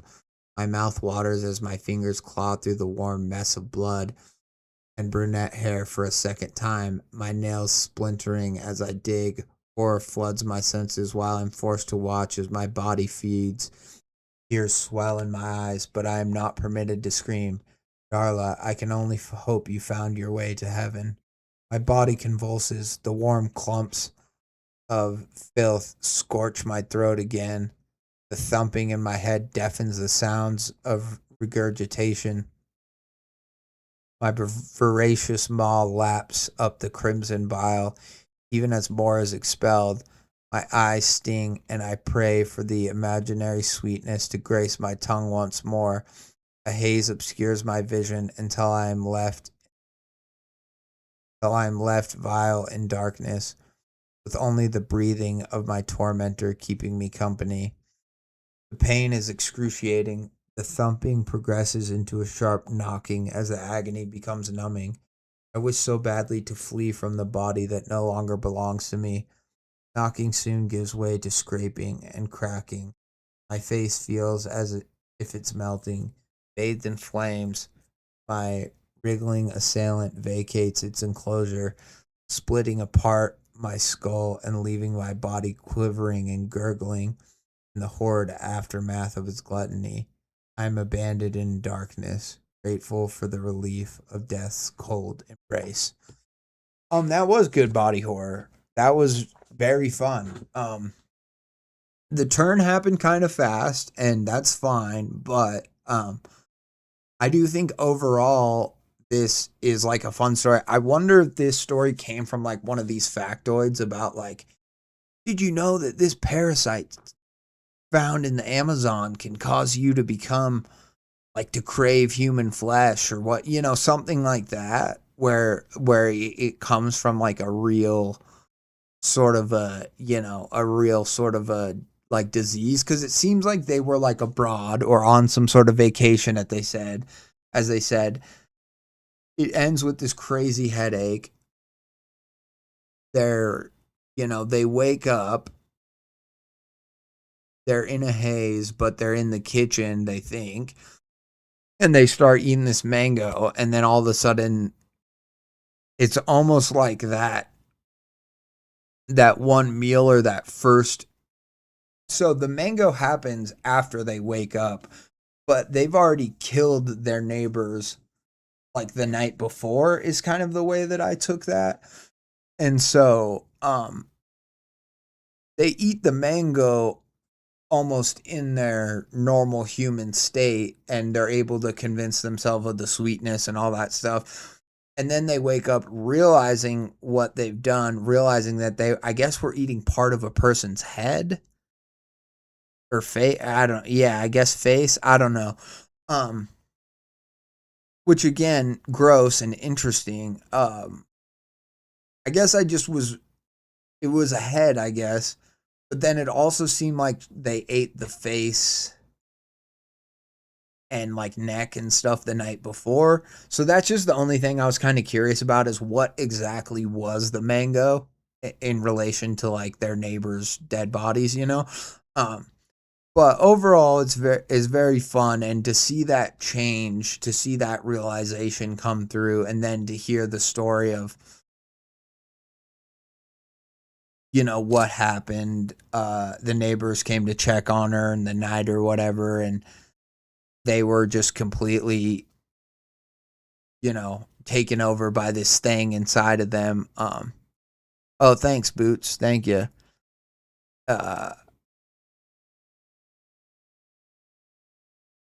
Yeah, baby teeth that never had adult teeth. Exactly. Such is my life. But anyways, yeah. So the whole like, they killed them in a haze, right? Woke up still in that haze, but like awake enough to be like, oh, nice, my neighbors left me a mango. And then like eating it, thinking that they're in their kitchen and that it's just a mango. Is kind of really fun because it's almost like in their more feral state where they murdered their neighbors.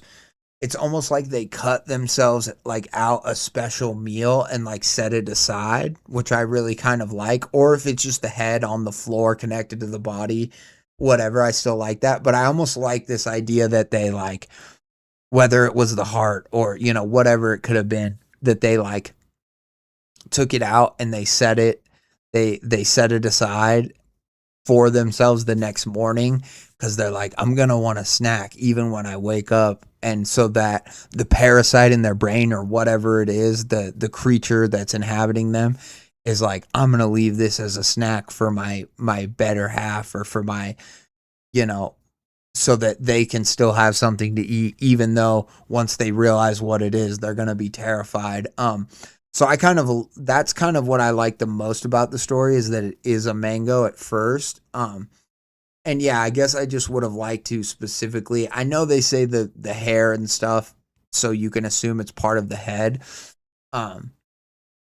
Because they're pulling out the way that the mangoes have hair, they're pulling out the hairs from their teeth. And yeah, I could just really see this being a disgusting story for people that have like phobias specifically around eating and around like hearing and feeling people eat, because it's very good like imagery in that way. It's very good like tactile imagery. So not just like imagery, but you know, all the senses in that way when it's talking about eating the mango. And that's why I think the story works as well as it does, is because it relates it all to a mango first. And like we've all eaten some type of fruit or, you know, had watermelon and like it drips down your chin or just whatever. And so all that stuff really does a good job of painting a picture that then you get to kind of you know, twist or like make perverse and actually no, it's the neighbors. The neighbors didn't leave this for you, it is the neighbors. And so it's just a fun twist, and I think it's well done like body horror, and it's well done you know, phobia horror about eating, you know, yeah, it's very fun. I think I think that's only kind of my, I guess, confusion is what exactly is the mango. And I like the idea of if it is something specific that they left it for themselves for the next day. The same way that, you know, we might leave leftovers in the fridge, or we might, I'm going to eat half of this whatever, and then I'm gonna leave the other half of this pie for like my loved one, you know, whatever, like those very human things that people do, but just changing it into this, you know, cannibalistic need is very cool. Very fun. As I said, you know, I'm gonna end the stream here, so I don't have too much more to say. I think that a story like this is kind of what short horror and short stories like are made for, because it's like somebody has a very maybe almost like twisted like vision or phobia where they're like, oh my god, could you imagine, like they ate a mango one day and then they're like, could you imagine if that wasn't a mango, or if that was actually like a scalp with hair on it. Ugh. And it's just some kind of gross thought that like enters their mind weirdly, and then just from that you can just create a brief story about like a woman who comes home from a trip, or a man, I forget if the character was a man or a woman, comes home from a trip, and you know, at first they just got a really bad headache and they're just really out of it, and then slowly they think they're coming out of it and they're enjoying this treat that they really, you know, it's like their favorite, you know, treat, and it turns out it, you know, is their neighbor. I think that, you know, short horror like this is really it's just so fun. I think like I don't think I can state enough how much this type of like story sometimes is all these horrors need to be. Like, this doesn't need to be a long story about what happened on the trip and necessarily what even monster is possessing her. Like, it could be supernatural, it could be a brain worm. We don't really know, but we got the fun part. We got the meat of the story, so to speak, the flesh of the story. And that's really all that we needed. And so that's super fun. What's up, Kaustubon? What's up? Thanks for stopping by. But yeah, so that was Sweet Visions, and I love the title even more now. I have to say, Sweet Visions is a great title. And it does make sense because, you know, it was a sweet vision, but the horror, the reality of what it actually was much more metallic tasting and less sweet, so to speak. So yeah, I really enjoyed this one too. So all bangers today, really, all three. From Don't Eat the Rat. So 2 eating stories too today, which is fun. I didn't mean to do that, but from Don't Eat the Rat, from Hold the Pickle, great. The Fear Fantastic from FoggyGlassEye, and then lastly Sweet Visions. All bangers. How do I submit one of my stories for this? You message this guy on Reddit, which is Mask of the Red Death. That's probably the easiest way. That's probably the way with the least amount of barriers. You can also message me on Discord, but you have to have a Discord, and honestly, it's easier to have a Reddit than it is to have a Discord. But yeah, you message this user account, Mask of the Red Death, a link to your story, and I'll check it out. And just, yeah, know that if you message me a link to the story, that that is, oh my God, now my shit's shitting out.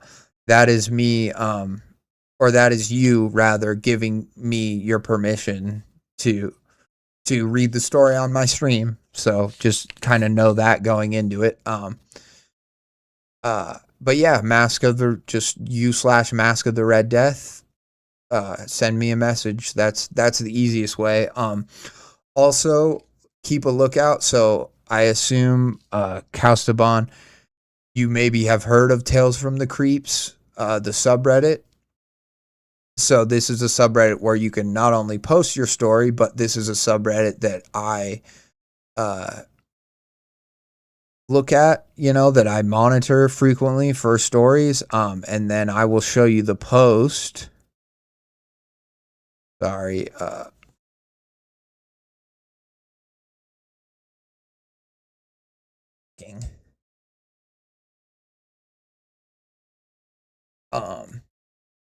Just so that you can keep an eye out.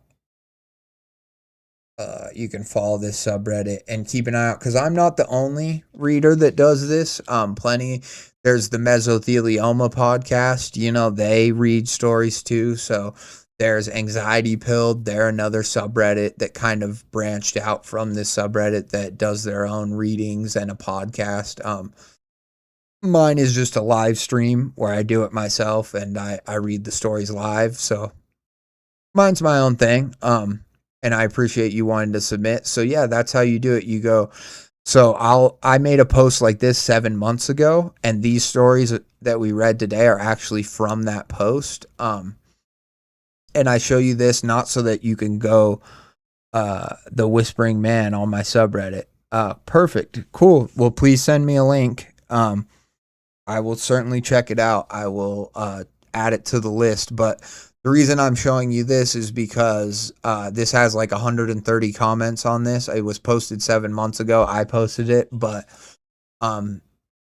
yeah, I'm working my way through these stories. All the stories I read today were from this list. So I've read a lot of them already, but I do have a significant like backlog of stories or whatever. But if you just message me, if you go that step to send me a private message, that automatically moves your story towards the top. So that means that I will likely read it sooner rather than later. I'm pretty good about if you contact me, direct me. Like I've always said, I'm not above flattery. I'm not above. If you personally message me and we have that personal conversation message, I'm going to read your story a lot sooner than if you are just one of the people who posted on this post of 130 some odd people asking me to read one or multiple of their stories. But yeah, I show you this link to look out on Mask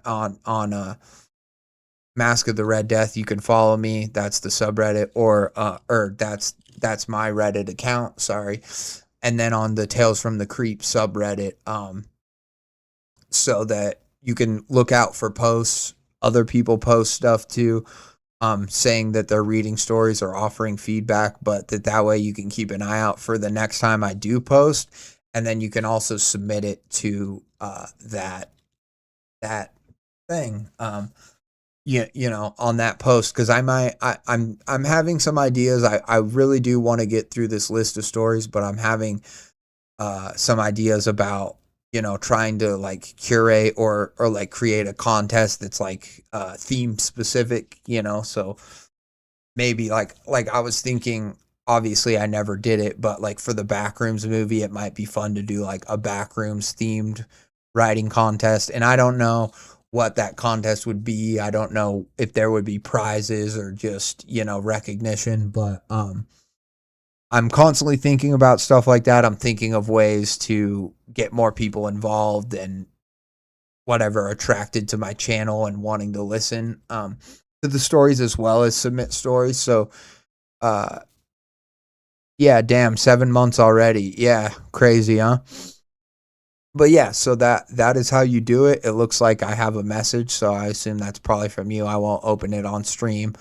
But yeah, so that is how you submit a story. So thank you for asking, because that's a great question. And yeah, I think enough people know how to submit stories to me, but maybe I should be a little more clear on that too, and like put something on it on my YouTube channel about it, or maybe get an email or something.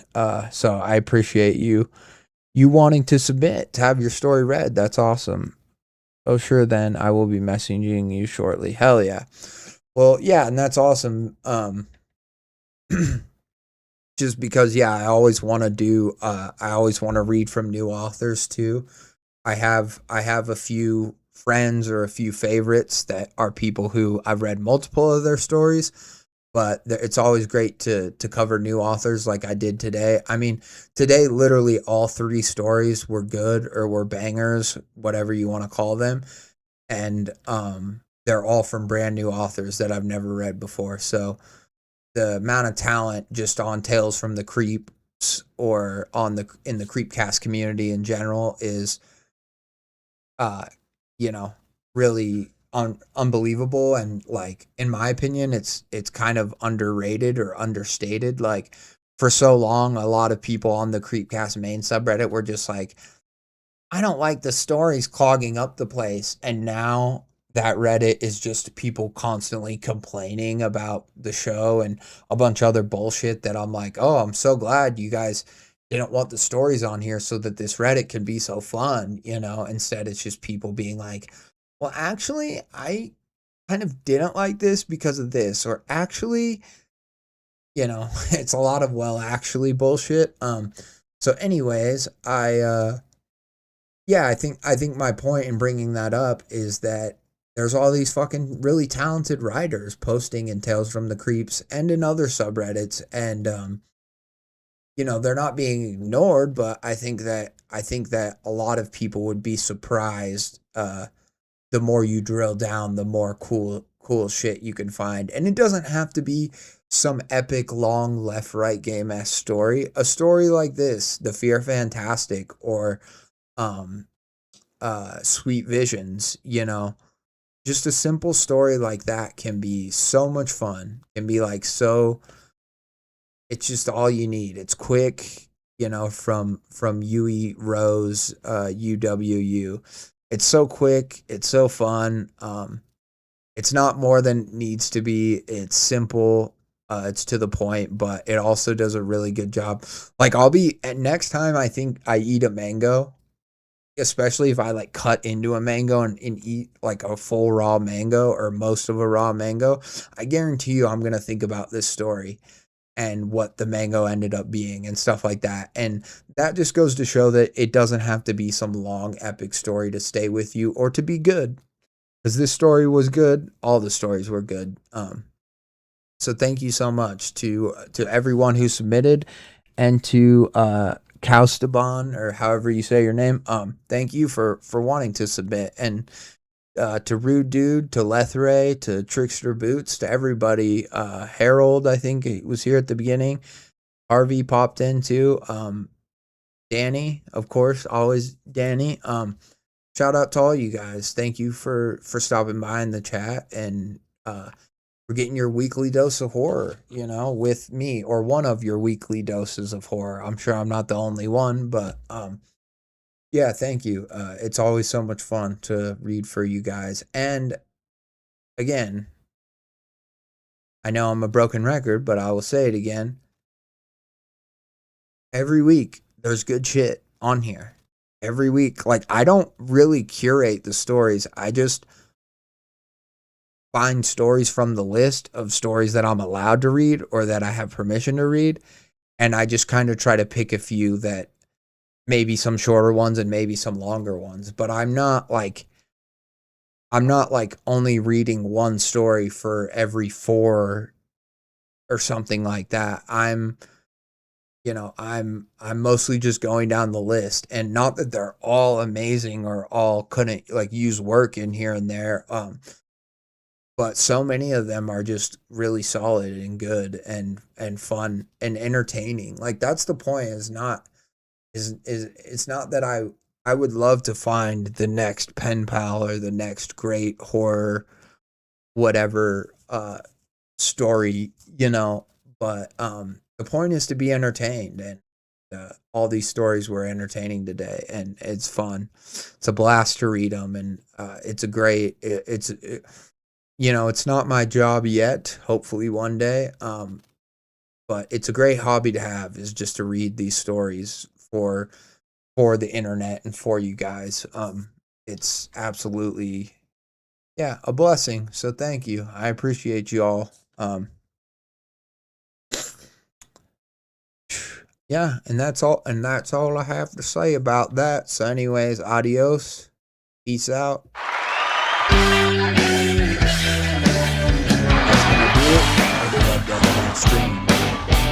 That's gonna do it, friends and fiends, for the Red Death Mask stream.